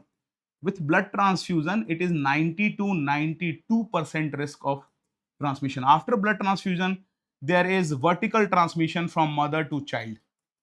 And after vertical, intravenous drug use, and then there is anal sex. Because in anal sex, mucosa tearing is more. So anal sex is more risky than normal sex. And that's why transgender and आदमी हूं आदमी से प्यार करता हूं, male having sex with male, these two people come under high risk group for HIV sentinel surveillance, because transgender and MSM, they go for anal sex, and many a time they go for anal sex without condom, and they keep changing their partner also very frequently. So because of that, they are high risk. MSM and transgender, they are in high risk along with drug user and sex worker. So 4 people in high risk for HIV sentinel surveillance. Tell me, do doctors also come under high risk group for HIV sentinel surveillance? Don't give so much importance to yourself. No, doctor do not come under high risk group for HIV sentinel surveillance. You have not performed that well. You need to improve your performance to come into that group. Sex worker come under that group. So when we talk about HIV sentinel surveillance, remember, who are the people in high risk group? In high risk group, we have sex worker, IV drug user, transgender, MSM. Very frequently asked question is, which of the following do not come under HIV sentinel surveillance? Which do not come? So total 7 people come under it. 4 are these: sex worker, IV drug user, transgender, MSM. 4 done. 2 are bridge population, single migratory worker, long distance truck driver. And last is ANC mother. Only these 7 come under it. So when we are doing sentinel surveillance, they will not come to hospital. We will go to them. This is the part of active surveillance, when we go and detect how many of them have HIV. And single migratory worker do not mean unmarried. Single is anyone, married or unmarried, staying away from wife is unmarried. Okay, staying away from wife is married also, but staying away from wife, of course, unmarried cannot stay away from wife because there is no wife.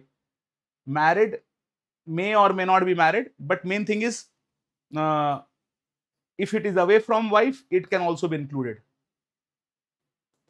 So I ask this question again and again in my classes, that I also came for teaching you for 4, 5, 6 days in offline classes, and I'm also away from wife came. So am I a single migratory worker? And every time a student, in large majority, they say, yes sir, you are a migratory worker. So according to criteria, I am. So will I come under, why migratory worker and truck driver come under bridge population? The reason is simple, because usually in the society, sex worker live in separate hotspot area, and in them HIV is more. But this 2 people, migratory worker and truck driver, some of them, they go to those red light area and take the HIV from outer area to the main society. So that's why they are working as bridge between sex worker and ANC mother. So they are bridge population. Now, I hope you will remember the name of the 7, but how do we test them? For testing for high risk and bridge population, we do opt-in. But for ANC mother, we test by opt-out testing. How? They ask. So I hope it is clear, but let me explain it more. Imagine me as a transgender, okay? And you came to me. Why you came to me? To test my blood for HIV, है ना? So first you will ask for permission. कि क्या मैं ले लूं? Can I take it? I will say कि take it, ले लो, है ना? So I opted in. I gave you my permission, then you test. That is opt-in testing. But in ANC mother, they are already getting tested for 5 diseases. This same 5 test we do for blood transfusion also. Very easy to remember. 3 are HIV, hepatitis B, hepatitis C. 3 done. VDRL for syphilis and malaria. Total 5 done. So this is 5 tests for HIV also, mother also, and this 5 test she is already included. So now she cannot opt in. Like, can you opt in my class? You are already watching it. So you are already opted in. Now you can already opt out, and if you try to opt out, can I forcefully stop you? No. I will say ki go change if you want to change. So the opt out testing is done in ANC mother because she don't need permission to be taken. She is already included in the panel of test. If she don't want to be tested, she can opt out. And opt in we do when it is high risk or bridge population. Okay. So this is the part through which we know in which state the burden is high. And those states in which burden is high, we call them high prevalence. Why we call them high prevalence state?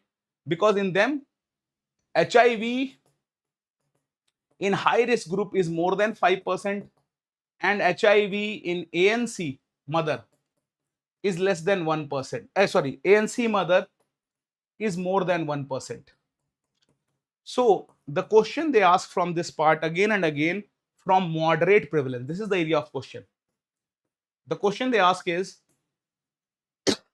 in moderate prevalence, which one is less? And you think it yourself, if you are a health minister of your state, in which group decreasing HIV is easy, you will decrease it first. In high risk group, decreasing it is tough. So it is not decreasing less than 5%. But in ANC, general population, you can decrease it easily. Because in general population, the high risk behavior is not so much. So in ANC, it is decreased first. High risk group, it is still 5%. Then we call it moderate prevalence. So this moderate prevalence, they ask again and again, do remember? And if it is less than 5 and less than 1, we call it low prevalence. But if you don't know the hot spot area, you call it very low prevalence. Mainly they ask from moderate prevalence. I hope you will remember it. So this is how we decide HIV. After deciding HIV, there is method to give HIV drug to people. For that, we have ART plus center at medical college. So at medical college, we give 3 facility.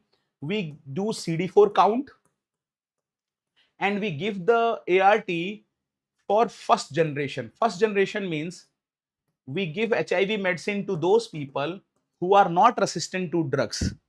If they are resistant to drug, we call it second and third generation ART. Now apply your brain and think wisely that if it is not an ART plus center of medical college, if it is an ART center of district hospital, after ART plus there is ART center.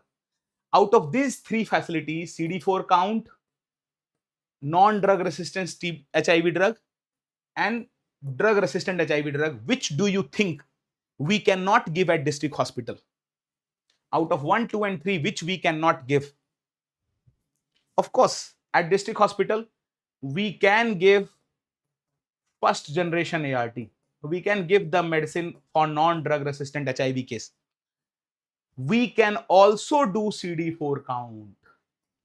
But for starting second, third generation HIV drug, we need a MD medicine person, a microbiology lab, and then only then we can start second, third generation ART, which is not sometime in some district hospital. So district hospital is not giving second, third generation ART. Now the last link is link ART, not link ART, LAC. This link ART is at CHC or sub district hospital. So now apply your brain and think as a health minister and tell me that if you are the health minister, what will you give till peripheral area? Will you give medicine or will you give investigation? At link ART center, will you make ART available or CD4 count available? What is more important to you, investigation or treatment? Always remember, treatment drug is more important than investigation. Why? Because if drug do not reach till peripheral area, patient will stop taking it and he will develop drug resistant HIV. So most important is always giving medicine. That's why in TB program also, the peripheral area is drug depot where we give medicine. Second area is DMC, designated microscopic center with microscope, which is taking the report of drug depot. So most peripheral in HIV and TB both is giving drug, not testing. And anyway, ART or TB drug is started irrespective of CD4 count. Previously at 500 or less than 350, we used to start CD4. We used to start HIV drug. But now any CD4 count, you can start drug. So why focus on investigation? Just at link, give first generation ART. Okay, so Rather than mugging up, you can apply your brain and you can remember it in one go. Next thing is that they ask which of the following has a separate staff of HIV investigation and treatment. So if you found a stand alone ICTC, stand alone in Hindi means akela khada, single, standing alone. So of course, if it is standing alone, it will have separate staff. Stand alone will have separate staff. Second type of ICTC, Integrated Counseling and Testing Center, standalone will have separate staff. Second type of will be facility ICTC. Facility ICTC will have no separate staff. And it's just located at district hospital facility ICTC. And this standalone is at medical college. Standing alone, separate staff. Facility ICTC, no separate staff. And mobile ICTC have just pharmacists, technicians, and lab technicians. They are for marginalized area, for vulnerable or marginalized area. So mobile ICTC has, of course, no separate staff. Separate staff is only in standalone ICTC. Now let's talk about the drug. As I said, in adult, we give 3 drugs: lamivudine, tenofovir, dolutegravir. But in children, will you give tough drug? We don't give tough drug in children. So we replace tenofovir with abacavir. Anyway, we call children as abacavir. And anyway, in English, we call it as lad. Maa ka ladala bigad gaya, or we call in English also lad. So lad is for children, where A is abacavir. We are replacing tenofovir with abacavir. Then in infant, we start with nevirapine. Nevirapine is given 2 mg per kg per day. But the problem is it is hepatotoxic. So we want to stop nevirapine as soon as possible. Now there is 2 options for you to stop nevirapine. You can give nevirapine for 6 weeks, or you can give it for 12 weeks. This was the question in recent exam also. Do remember it. They can ask it this time also. That when do you give nevirapine for 6 weeks? When you give nevirapine for 12 weeks? Think logically and tell me. Imagine me as a lactating mother, and I am breastfeeding my kid. Beating because he's biting my nipple. So if I am HIV positive mother and breastfeeding, will you give me nevirapine for 6 weeks or 12 weeks? Remember, if I am breastfeeding my kid, it's 5% more risk. Without breastfeeding, there is 20% chance that my HIV will go to the kid. But with breastfeeding, there is 25% risk. So more risk with my breastfeeding. So bigger duration, you will continue nevirapine. So we will continue nevirapine for 12 weeks if breastfeeding. If the child is getting breastfeed, we will continue nevirapine for longer time.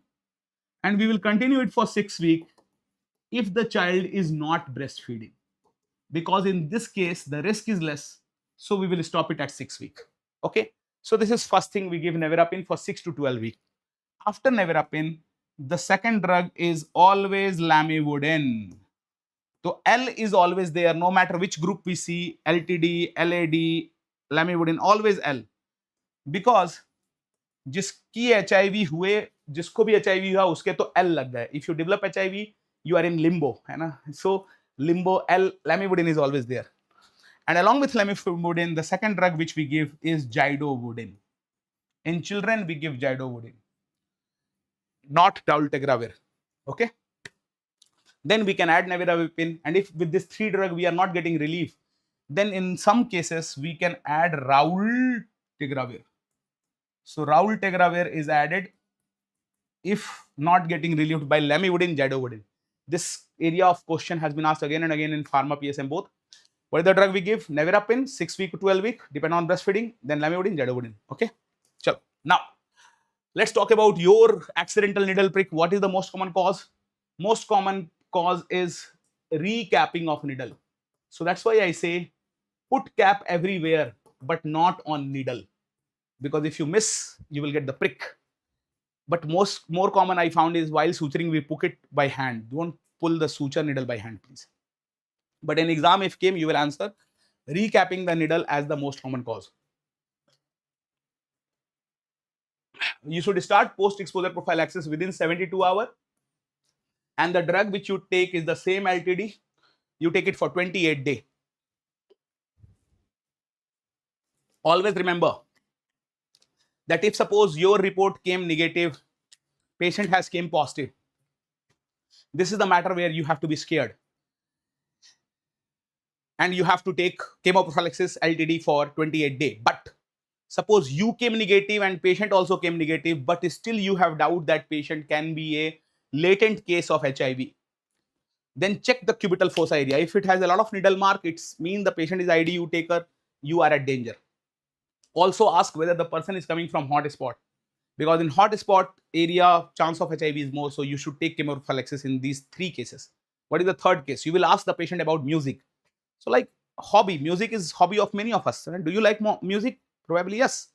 So you will ask about music. What is music here?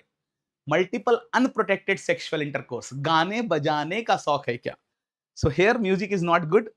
And if you found any of these 3 history positive, start taking chemoprophylaxis LTD within 72 hours for 28 days. Now, if you want to prevent the transmission from mother to child, first of all, you will text every mother by opt-out. And will you start HIV drug from first trimester? Answer is yes. Start from first trimester also, because now it's a matter of the kid. So start from first trimester. Cesarean section was earlier compulsory, now it's not compulsory. Do we allow breastfeeding? Yes, for 6 months. After 6 months, along with mother milk, do we allow outside food? Answer is yes. So we allow complementary feeding. Mother milk plus outside feeding we allow. And then this is the drug which we give, you already know. So this is about HIV. Let's talk about I program also. And then we will go for ending this session. What is the time right now? 6:50. So let's read about I program also. In I program, they sometimes give this type of question. Visual acuity they will give, and they will ask which category the patient will go. So the slide is not there, but I will discuss it still. When you want to know about visual acuity classification, there is an Indian classification and an Western classification. In Indian classification, we write the mnemonic is lesma. You can remember it as lesbian ma. Make a mnemonic which will not go away from your mind. So in this lesma, small ma, lesma or lesbian ma, L is for low vision. Low vision is when your visual acuity is less than 6/18. E stand for economical blindness. And economical blindness means after this patient cannot drive car or lift machine, work on machine and all. So he is economically dependent. So we call it economical blindness less than 6/60. Then S is for social blindness. And this is the question they ask. At which category there is the blindness of WHO? Blindness of WHO is same as social blindness. And social blindness is not less than or equal to 3/60. It is 3/60. Here is the point where you have to focus. Very important. This 3, 6/18, 6/60, 3/60 we remember. But if they ask where will 3/60 will go? Till 3/60 it's economical blindness. Only less than 3/60 is blindness. Only less, not equal. Equal will come in economical. And till 1/60 you are here. But if it is less than 1/60, we call it manifest blindness. And if we call it absolute blindness, when there is no perception of light. Batti bujh gayi, no perception. Now, how they ask question from this part? To answer those questions, first remember this cutoff right now. Only then you can answer those questions well. Remember, less than 6/18 is low vision. But till 6/60, you are here in low vision. When it is less than 6/60, then economical. Less than 3/60, then social. Less than 1/60, then manifest. So they will ask question like this. Visual acuity is 3/60, 1/60. Patient belong to which category? So first thing is, when we write 3/60, above 3 is for patient. Because remember, in a doctor-patient relationship, only those doctor, they are happy in their life who think patient is above them. Because actually patient is the one giving us all bread and butter, money and all. So patient should anyway above. And if we think like that, we will always not be angry on them. We will always be enjoying even when they are hard on us, and we will be happy. So take patient above doctor, and take patient here also above. Below part is for normal person. And out of 3/60, 1/60, you have to focus which eye? You have to focus on better eye after available correction. So we call it blindness when it is less than 3/60 from the best eye with available correction. Here it is 3/60, 1/60. So better eye is 3/60. You will only look at better eye. And now 3/60 will go in which category? Tell me. 3/60 is low vision, economical, social, manifest, or absolute. Of course, it's not absolute because there is some vision. It's not manifest because manifest is less than 1/60. Question is it low vision, economical, or social? Where 3/60 will go? And as soon as a student will say 3/60, they tick social blindness. Wrong. Social blindness is when it is less than 3/60, not 3/60. 3/60 is economical. Economical is less than 6/60 till 3/60. So 3/60 is economical. Okay, do you agree? Let me ask you one more question. It will make it further clear. If I ask 6/60 and 3/60, this patient will go in which category? Low vision, economical, social, manifest. So the trick is again the same. Always look at the better eye. What is the better eye? 6/60 is the better eye. So look at the better eye, 6/60. Now, after 6/60, where does 6/60 go? Economical? No. 6/60 is low vision. Low vision is less than 6/18 till 6/60. So 6/60 is low vision. So this patient is low vision. And this patient was economical blindness. I hope with these two questions, this confusion will not be there, because in opthal PSM, they both ask this classification based question. Only when it is less than 3/60, then only it is blind. Okay, not till 3/60. Till 3/60, you are just economical blindness. So this is the India classification. When it comes to the WHO classification, they use one is small thing, low vision. Low vision is less than 6/12. We call it mild low vision. So this is the new insertion. Rest all things are same. Just one mild low vision they have added. This low vision, which is in India, in WHO we call it mild, moderate low vision. This economical blindness is known as severe low vision. And as I was saying, blindness of WHO is same as social blindness. So social blindness is blindness category 1. Manifest blindness is blindness category 2. And absolute, not vodka blindness, is blindness category 3. So remember, blindness in WHO start with social blindness less than 3/60 in better eye after wearing glass, after available correction. Okay, so this is one thing which you have to know. And in WHO, only one mild low vision is inserted. Rest are same, moderate low vision, then severe low vision, blindness 1, 2, 3. Second thing they ask is in I program that okay, we have this classification of blindness, but what the government was doing to reduce blindness? For that, government started a program, Vision 2020, but this ended long back. It's not a new program, so they will not ask question from here. But still they will ask what is the target of government of India right now. So the new target is less than 0.25% blindness prevalence. Less than 0.25% means 25 out of 1 lakh. 25, less than 25 out of 1 lakh. Less than 0.25, no, 25 out of 10,000. Out of 10,000, 40, no? 0.25% means 40. Less than 25 blindness in 10,000 Indian. Out of 10,000 Indian, less than 25 should be blind. This is the new target of Vision 2020. And what is the prevalence of HIV in India? HIV prevalence is less than 0.2% is HIV prevalence. So you can say HIV is less than 20 case per 10,000 and blindness is less than 25 case per 10,000. One more thing they ask, that for achieving this target, what we should do. So for achieving this target, this was the Vision 2020 program also. We were focusing on 3 diseases: cataract,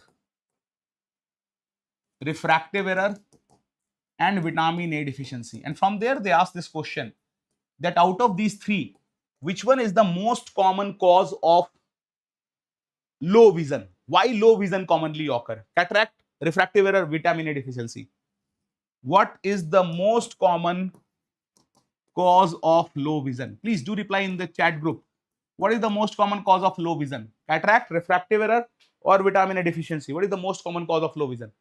Most common cause of low vision is refractive error, because it can occur in children, young age, old age, everyone. Cataract is the most common cause of blindness. So blindness, most common cause is cataract, but refractive error is most common cause of low vision, and vitamin A deficiency is the most common cause of childhood blindness. In children, if there is blindness, most common is vitamin A deficiency. So these are 3 different questions. I hope you will remember. Then the second, when they talk about vitamin A deficiency as the most common cause of childhood blindness, from vitamin A deficiency they ask that what is the first sign of vitamin A deficiency? First sign is conjunctival xerosis, not night blindness. Night blindness is the first symptom with which patient come. Sign is what we detect in patient. We can detect xerosis, which is dryness, but it is very difficult to detect. For detecting xerosis, we have to go deep into the eye and lick, which is not comfortable also and not detectable also. So we don't use first sign, we use second sign, bite or spot, for screening. So if they ask what is used for screening, bite or spot, because bite or spot is a grayish discoloration of the eye, it can be seen from outside also. But if they ask what is the first symptom is night blindness. Now from here they ask a very interesting question. If in a village you found, in a population you found bite or spot more than 0.5% or night blindness more than 1%, then you have to declare vitamin A deficiency as a public health problem and distribute vitamin A drop in all the school going children of that area. What is the criteria? Let me repeat. If bite or spot is more than 0.5% and night blindness is more than 1%, then you will distribute vitamin A drop in the whole area. That's a public health problem now. So how will you remember this cutoff? Very simple. B is the second alphabet, so it come 1 by 2. Like that you can remember half. Ideally, night blindness should be less because it is the late stage of the disease, and bite or spot should be more. But night blindness is a symptom with which patient come by themselves, so it is reported more, 1%. Bite or spot, we have to go and screen, so it is reported less. So bite or spot 0.5, night blindness 1%. This is the cutoff, is the use. Now one more thing they say is the cataract surgery rate should be minimum 300 to 400 cataract surgery per lakh. At least this much surgery should be done per lakh population. So in your area, if this much cataract surgery is not being done, whom will you consult? Who is the head of eye program at district level? Is it the head of ophthalmology unit? Is it the CMO, medical superintendent, or is it the district collector? So out of these 4, who know the less about eye? Of course, district collector. So who will be the head? Head will be district collector. The one who know the least, that should be made the head now. So they is the head, district collector. Because if they know less, they will save the money and give it back to the government. So let's make such people as head who know less. So district collector is the head not just of eye program. District collector is also head of disaster program. Okay. Although if you look at the nodal person of disaster program, it is Prime Minister. and disaster management come under Home Ministry. But the head of disaster at district level is district collector. At national level, it's Prime Minister Modi. Right now, Modi. It will keep on changing, of course. So the nodal person of disaster is Prime Minister. District person is district collector. Same is for I program. So they say that now we should not do cataract surgery in camp. A new thing they have said for sure. Why no cataract surgery in camp? Because if cataract surgery occur in camp, of course, there will be more chance of infection. But more important, on the next day, there is no one to do follow-up. So a lot of complication can occur. That's why they say no follow-up, no camp surgery should be done. Okay. So these are the things you have to know about I program. Now let's read about the last important program, NVBDCP. Of course, it's National Vector-Borne Disease Control Program, which focus mainly on malaria. But along with malaria, it also focus on dengue and chikungunya. Of course, I hope you all know both are transmitted by Aedes. And it also focus on filariasis and J. Both are transmitted by Culex. But it is also focusing on Kala Azar, which is visceral leishmaniasis, in which there is hepatosplenomegaly, and the drug of choice of Kala Azar is liposomal amphotericin B. Black fungus, Kala Azar. Kala in English is known as black. So black fungus or Kala Azar, they both have the same drug of choice, LAMP, liposomal amphotericin B. So in Kala Azar, who is transmitting? It is transmitted by sandfly. The scientific name is phlebotomus. So you should know all this disease in this program. But of course, when it comes to the transmission, Aedes transmits C and D, chikungunya and dengue. It also transmits Y and Z, Zika virus and yellow fever. And Aedes also transmit Rift Valley fever. But when it comes to Culex, Culex transmit JE filariasis, but Culex also transmit West Nile fever. So now the question is how to remember this Rift Valley and West Nile, because I used to get confused in it. So a student told me that, sir, it's very easy to remember. Just think Culex as a mosquito which breed in Nali, because Culex breed in dirty water. We call it nuisance mosquito.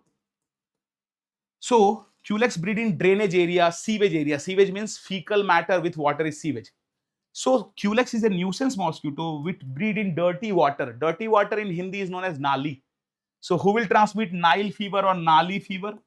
Nali fever or sewage area breeding, dirty water breeding is Culex. So Nile fever is by Culex, and Aedes transmit Rift Valley fever. And a Rift Valley, good, because Aedes breed in artificially collected water. So it's Rift Valley. And Nali, West Nali is Culex. Now let's come to the malaria. First thing is, no, not thank you yet. I'm more interested. So first thing is, Panidina, in malaria, suppose you became a chief medical officer. What will you do in the first day of your posting? The first day of posting is you should go and check the registers of your hospital, main hospital, district hospital. And in that register, you have to see that out of 100, how many patients are coming with malaria, how many are coming with TB, how many are coming with cardiovascular disease, because it will tell you in which disease is common in your area, which disease has more burden. So, which will tell about burden of malaria? Proportional case rate. Proportional case rate, what does it mean? It simply means that out of 100 people coming in your district, in your area, how many have malaria? Can I see the chat? Yes. Dr. Anubhav Avasthi is there. And Hapsuvar, very good. You are replying very good in the group, and you are preparing for the NEET. It's, of course, focused on NEET PG and INICET. My question to all of you is that suppose you are from a district. In your district, if you are the chief medical officer, Nikhil, focus you also. If you are the chief medical officer in your district, out of 100 patients, how many will have malaria? Tell me, Nikhil bro, out of 100 patient coming to hospital, your hospital of Kunj, Bihar district, which is in West Bengal, not in Bihar, how many will have malaria out of 100? What do you think? In Kunj, Bihar district, out of 100 patients, how many will have malaria? Any number? 10. So he said, Nikhil said that in Dr. Nikhil said in Kunj Bihar district, it's 11 patient out of 100. Sorry, 10 patient out of 100. 10 by 100 is proportional case rate. So it is telling that in the area of Dr. Nikhil, 10 out of 100 patient are suffering due to malaria. This is the morbidity. Morbidity means burden. That how many are suffering due to malaria? 10 out of 100 is the burden. Now you know the burden or morbidity by proportional case rate, that okay, this is a 10 patient out of 100. But it is a possibility that out of 10 patient, 9 are case of Vivax malaria. And in Vivax malaria, malaria parasite come and hide inside liver. So whenever it comes in blood, there is again a spike of fever. So Vivax malaria is known as relapsing fever, fever again and again. So it means maybe out of this 10, suppose 9 are Vivax case, it means they are old case, not new case. And if malaria have no new case, then we need not to focus on malaria. We can focus on some other disease. So now as a health minister, you want to know that is malaria recently transmitted in last 1 year or not? Is there any new case or not? So which will tell about recent transmission of malaria? This is the second indicator. Recent, who will tell about recent transmission of malaria? Which indicator will tell recent transmission? चलो बताओ, अगर तुम्हें जानना है कि पिछले साल malaria हुआ है कि नहीं, तो तुम किन लोगों में टेस्ट करोगे? If you want to know that in last 1 year recently transmitted or not, so which people you will test for malaria?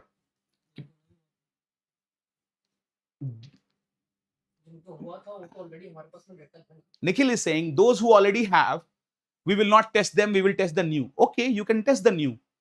But suppose many cases are not reported. They had, but it was not in the data, it was not reported. So the better thing is you can test infant. Infant matlab 1 saal se chote, less than 1 year. If in less than 1 year blood you find malaria parasite is roaming around, it means they have acquired malaria in 1 year only, because their age is less than 1 year. Okay. So whom will you test to know recent transmission?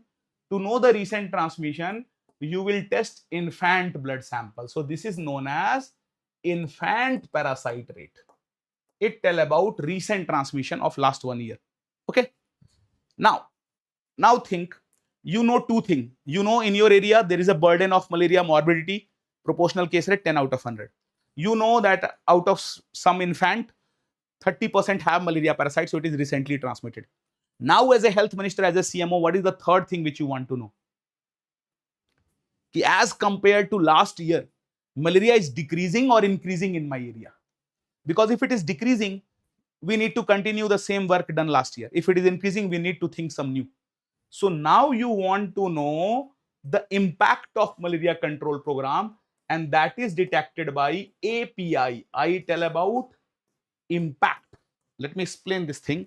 What is impact of malaria control program means? Impact of malaria control program means, API means that out of 1,000 normal people, how many are confirmed cases of malaria? Chalo, Dr.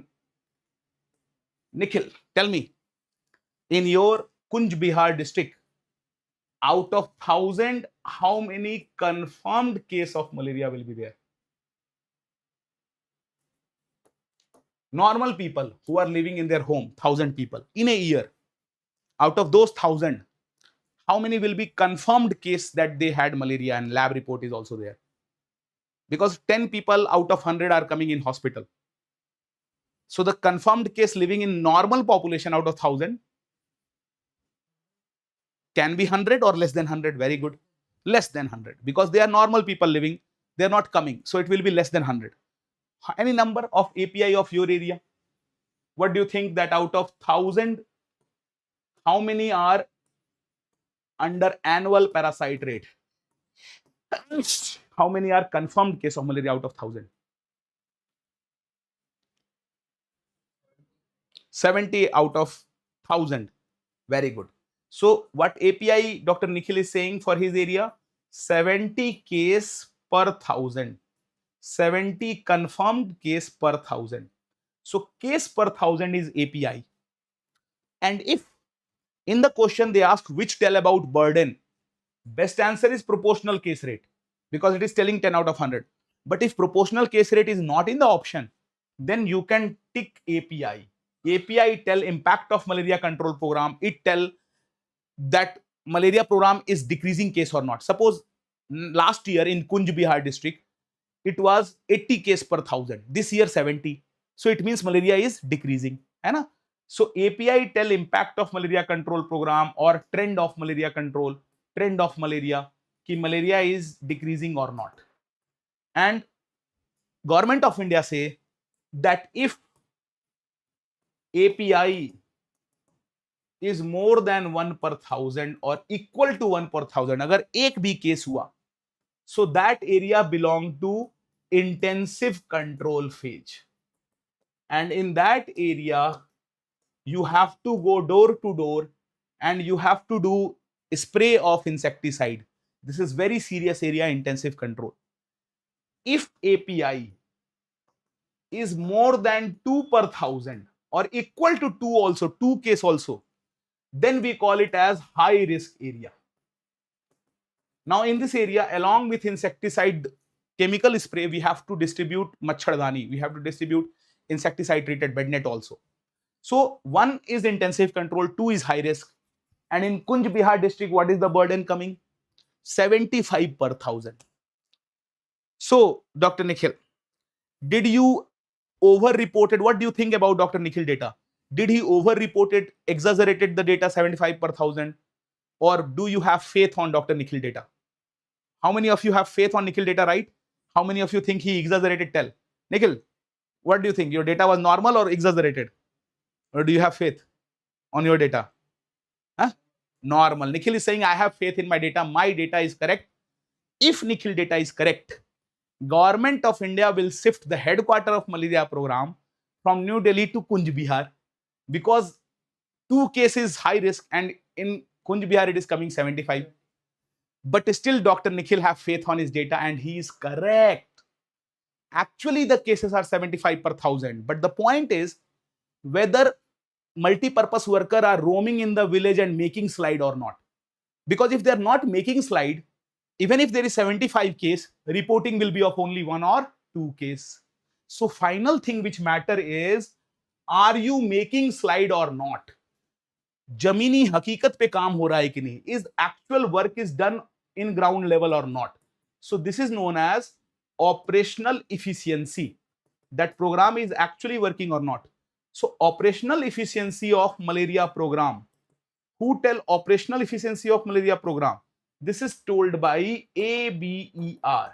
What is ABER? ABER stand for annual blood examination rate. It simply tells us that out of 100 people who reported fever, how many slide are made? And whether MPW is making slide or not. So what is ABER? ABER is number of slide made. And from which people we have to make the slide? Slide made from fever case, of course. So how many slide is made from fever case divided by total population into 100, not 1,000. This is ABER. Now you will ask, sir, why here we are multiplying with 100, there with 1,000? Because ABER is in percentage. Minimum ABER should be 10%. Because at least 10% people will develop fever, at least 10% slide will be made. So if people are not making slide, reporting will always be less, and that's why we say that most of the state has removed malaria or controlled it, because reporting is always less. So remember, ABER confirmed slide made by total population into 100. And what was API formula? Confirmed case by total population into 1,000. So total population is same, but rest two things are changing. In API, it is confirmed case by population into 1000. In ABER, it is slide made by total population into 100. Remember the formula and also remember what do they tell. If you remember it as a story, you will never forget. So what was the story of Dr. Nikhil, who is the CMO of Kunj Bihar district? The first thing what you detected when you came as CMO, what is the burden, morbidity, how many people are suffering due to malaria, that is proportional case rate. It came 10 out of 100. Then he wanted to know that, okay, in my area, the burden of malaria is high, 10 out of 100, but is it recently transmitted? So to know the recent transmission, he took infant parasite rate. Then he want to know as compared to last year, it is decreasing or increasing. So to know the trend or impact of malaria program, he used API.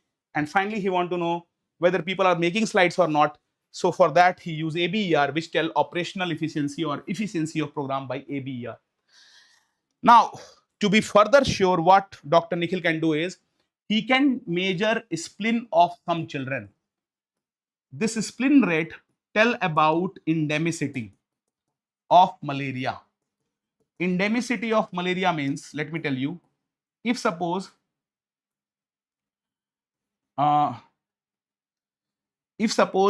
malaria is occurring again and again in an area, so many children will have a spleen more than 2 centimeter below coastal margin.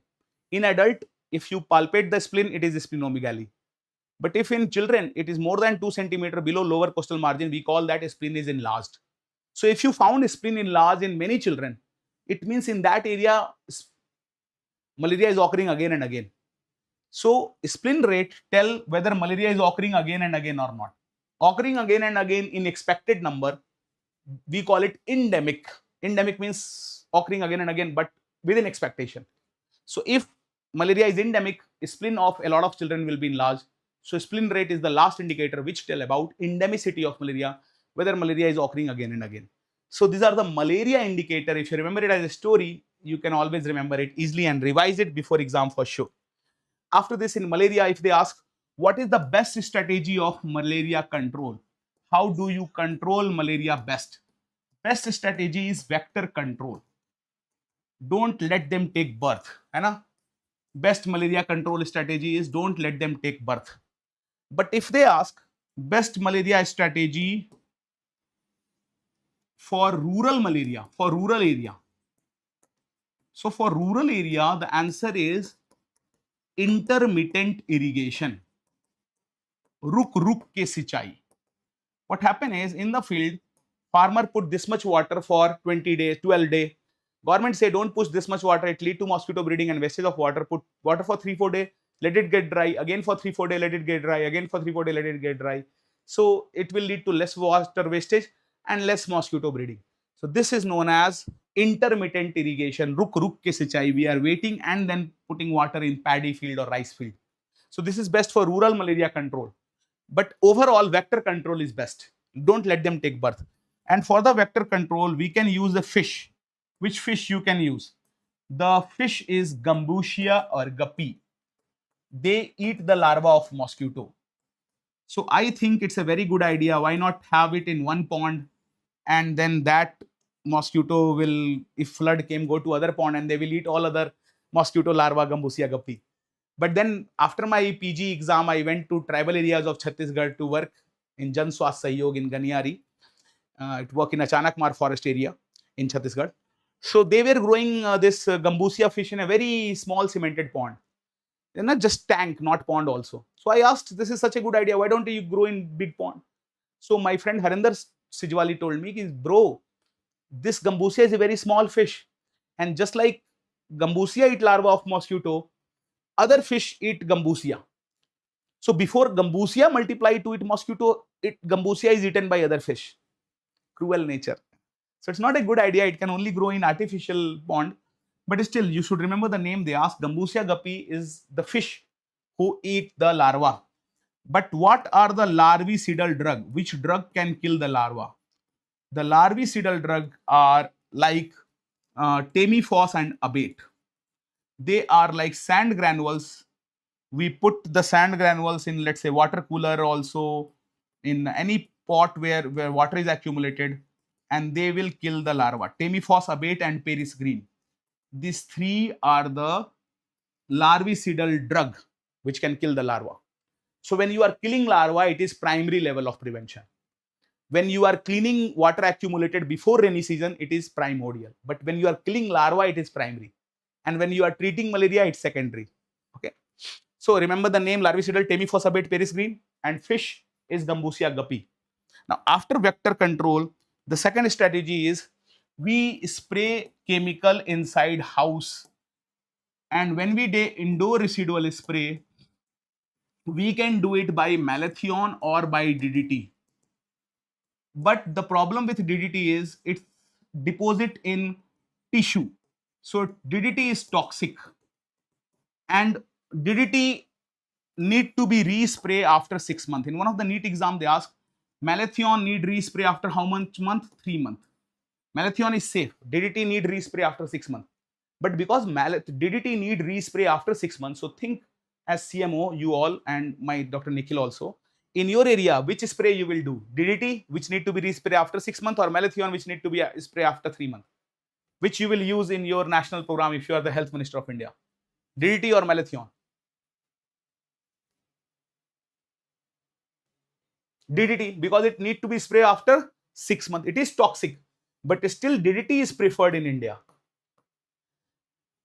In world it is banned, but it is preferred in national program of India. Why?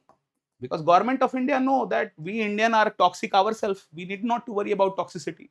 So they are still preferring in national program DDT. Remember, it need to be respray after 6 months. Third thing is Paris green. Paris green can also kill the mosquito. So Paris green is the only chemical which can kill mosquito also, larva also. But have you seen some people coming in your area and doing this white fog emitting machine and sound they are emitting white fog, hai na? This we call as residual spray or ultra low volume fogging. We also call it as space spray. So as children, we used to love to run in it. Do you used to love to run in it? Yes. Why you used to love to run in it? Smell. Same reason with me also. हम दोनों को ही बचपन से सस्ते नशे करने की आदत है. We like cheap thrills since our childhood because they mix petrol in it. It smells so good, and we used to get mad with that smell and run behind it. And after running back, when I used to come back, I remember my mother used to smell that thing also, and because she also like cheap thrills, है ना? उनको भी सस्ते नशे की आदत है. So she also used to smell and then beat me with her comb. And she was right in beating me because at that time we used to do DDT for space spray. That's why government said when you are doing space spray, children are running behind it, don't spray DDT, spray malathion or pyrethrum. Because pyrethrum is synthesized from plant chrysanthemum, so it is synthetic, and malathion is least toxic organophosphate, so it will not cause the damage. Now, suppose today they came in your colony and sprayed the fogging. After how many days did they have to do it again? Option are after 1 day, after 1 month, after 3 months, after 6 months. How many days after they have to do it again? Nikhil is saying it is occurring only once in a year, but that is not an option. Answer is after 1 day, because the space spray goes in space. So residual spray, which is a question of INICET, residual spray or space spray have no residual, no. Indoor residual spray is there, but now we are not talking about residual spray. We are talking about space spray. Remember, we were saying about the spray which is done in the colony as a fogging, ultra low volume fogging. So when we talk about ultra low volume fogging or space spray, remember this thing, ultra low volume or space spray need to be done every day because these two have no residual effect. So it need to be done every day. Residual effect is when you put it on the wall. Then for 3 months it is useful. But here it has no residual effect. It need to be done every day. And it is done by malathion and pyrethrum. Okay. Last thing here is that you must have noticed it that no matter how hard you tuck the insecticide bed nets, in the morning there are some mosquito inside it. And this is one question which always puzzled me, how they came inside. Nikhil, you must have noticed that in the morning there is some mosquito inside the bed net. How they came inside? What do you think? How they came inside? And this is a question which bothered me since my childhood. How they came inside? Can you answer me? Think and tell me. How they came inside? In the morning, you find some mosquito inside net. How they came inside? Wow, wow, wow. Nikhil is saying when they were entering, they were small. And when they entered inside the hole, then they became big. Nikhil, are you talking about mosquito or something else? Entered in hole small, then big? That's Nikhil idea. Very good. I used to think that in the night when I went for susu, they were waiting there and they suddenly entered. No. But the real reason is mosquito are flexible. They come to the net and they squeeze themselves and enter. So what we have to do before using it in night, take a bucket full of delta methrin chemical. In that chemical, dip the net and then let the net dry. So now this net has insecticide over it, chemical over it. Now if the mosquito try to enter, it will feel the poison and it will not come inside. Why they used to enter in all over our net? Because our net was not treated with delta methrin. It was just brought from market without delta methrin treatment. So it was not effective. Okay, it should be treated with delta methrin. And because of your size can be small and they can enter, they fix the size. Size is always 0.0575 inch diameter. And they have also, one PSM person was so free, he also measured that there should be 150 holes per square inch. So hole is also fixed and size is also fixed, 150 and 0.0475. They cannot enter through hole, they enter because it is not treated with insecticide. Okay. So these are the part which we have to read in malaria. Last thing in malaria they say is that what is the maximum flight range of Aedes mosquito? How long Aedes can fly? And why we are only talking about Aedes, not Culex or Anopheles? Because Culex and Anopheles, they bite in night. Only Aedes is the one which bite in day. And in daytime, whether you are MP, MLA, rich or poor person, you will come out. So Aedes will bite. So we are only worried about Aedes because it can bite in rich and poor both. Whereas Culex and Anopheles mostly bite poor people who are not protected by mosquito vaporizer in their room. So for Aedes, the flight range is 100 meter and there should be no breeding zone around 400 meter of airport. Why? Why, dear? Nikhil. And it's for mosquito, no breeding zone around 400 meter of airport. We can breed anywhere. No breeding zone around 400 meter of airport for mosquito. Why? In one class, I asked students, sir, because it will disturb in the sex of mosquito. I said, wow, how much caring you are. The reason is, if suppose an African landed in Delhi airport with yellow fever and an Aedes mosquito is doing gupchup there, he can bite that African and now can transmit yellow fever in India. So we want to protect ourselves and the person also. That's why no breeding around 400 meter of airport. Now, let's discuss the two very important point of treatment, because they confuse you with this question that what is the treatment of choice for Plasmodium vivax in pregnancy. Tell me, what is the treatment of choice for Plasmodium vivax in pregnancy? Option A, is it chloroquine plus primaquine? Chloroquine plus primaquine is the treatment of choice for vivax. But the problem with primaquine is contraindicated in infant. This is contraindicated in pregnancy. And this is also contraindicated in G6PD deficiency. So we cannot give primaquine here because it is contraindicated in pregnancy. So primaquine can never be the answer. Option A cannot be the. Option B they gave was chloroquine.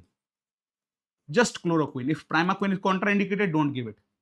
Then option C they gave was artesunate. Artesunate. And option 4 they create was quinine. What is the answer? So my dear friend, first of all, remember artesunate is drug of choice for Plasmodium falciparum. and it is not given in Vivex, because if we start giving artesunate treatment to everyone, we can have artesunate resistance also. And artesunate resistance has also already occurred in northeastern state. So it is drug of choice for Plasmodium falciparum, but not for northeastern state.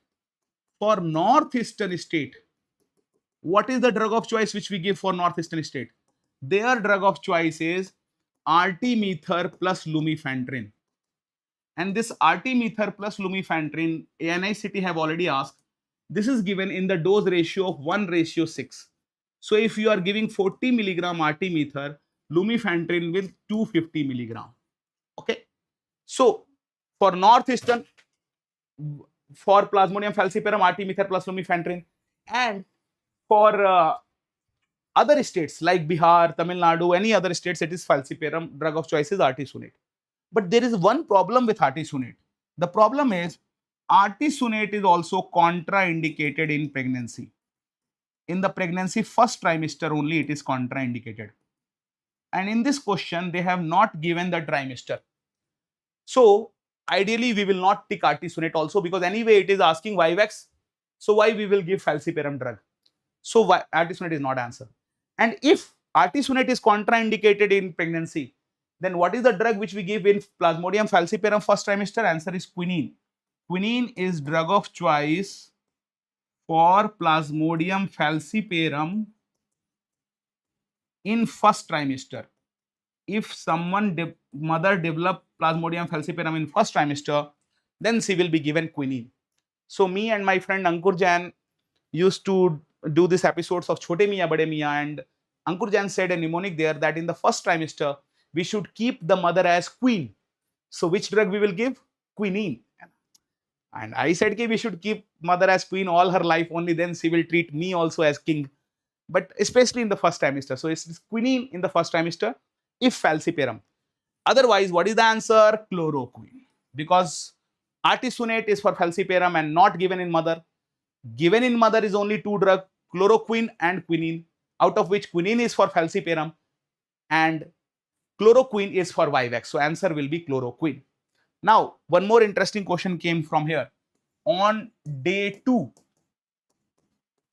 of Plasmodium falciparum plus Plasmodium vivax infection. So which type of infection is there? Mixed infection. On day 2 of mixed infection, what will be the treatment which you will give? This was the NEET 2024 question. So remember, it's Plasmodium falciparum plus vivax mixed.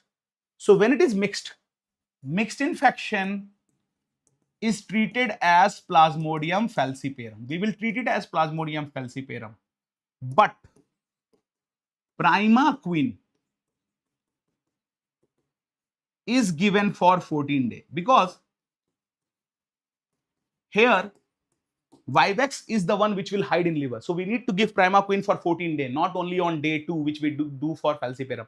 So here we give primaquine for 14 days. And the dose of primaquine which we give is 0.25 mg per kg per day. Okay.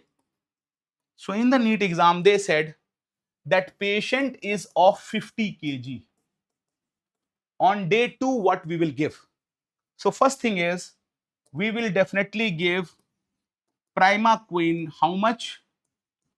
0.25 mg per kg. So it is 0.25. 0.25 means 1/4. Whatever is the body weight is 50 kg. Do 1/4 of 50 kg.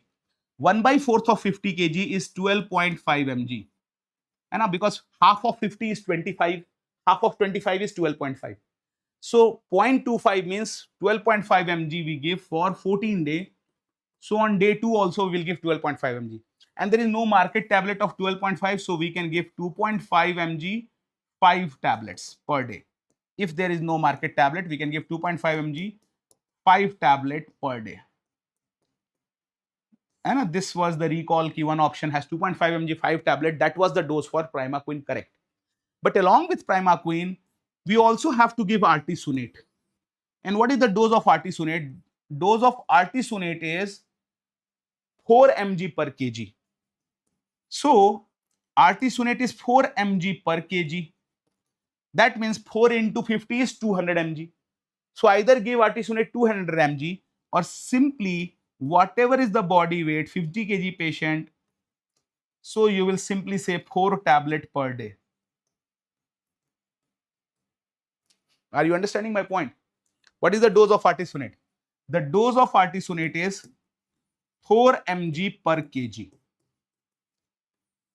So if the weight is 50, 50 into 4 is 200. So either ask the patient to take 200 mg artesunate tablet.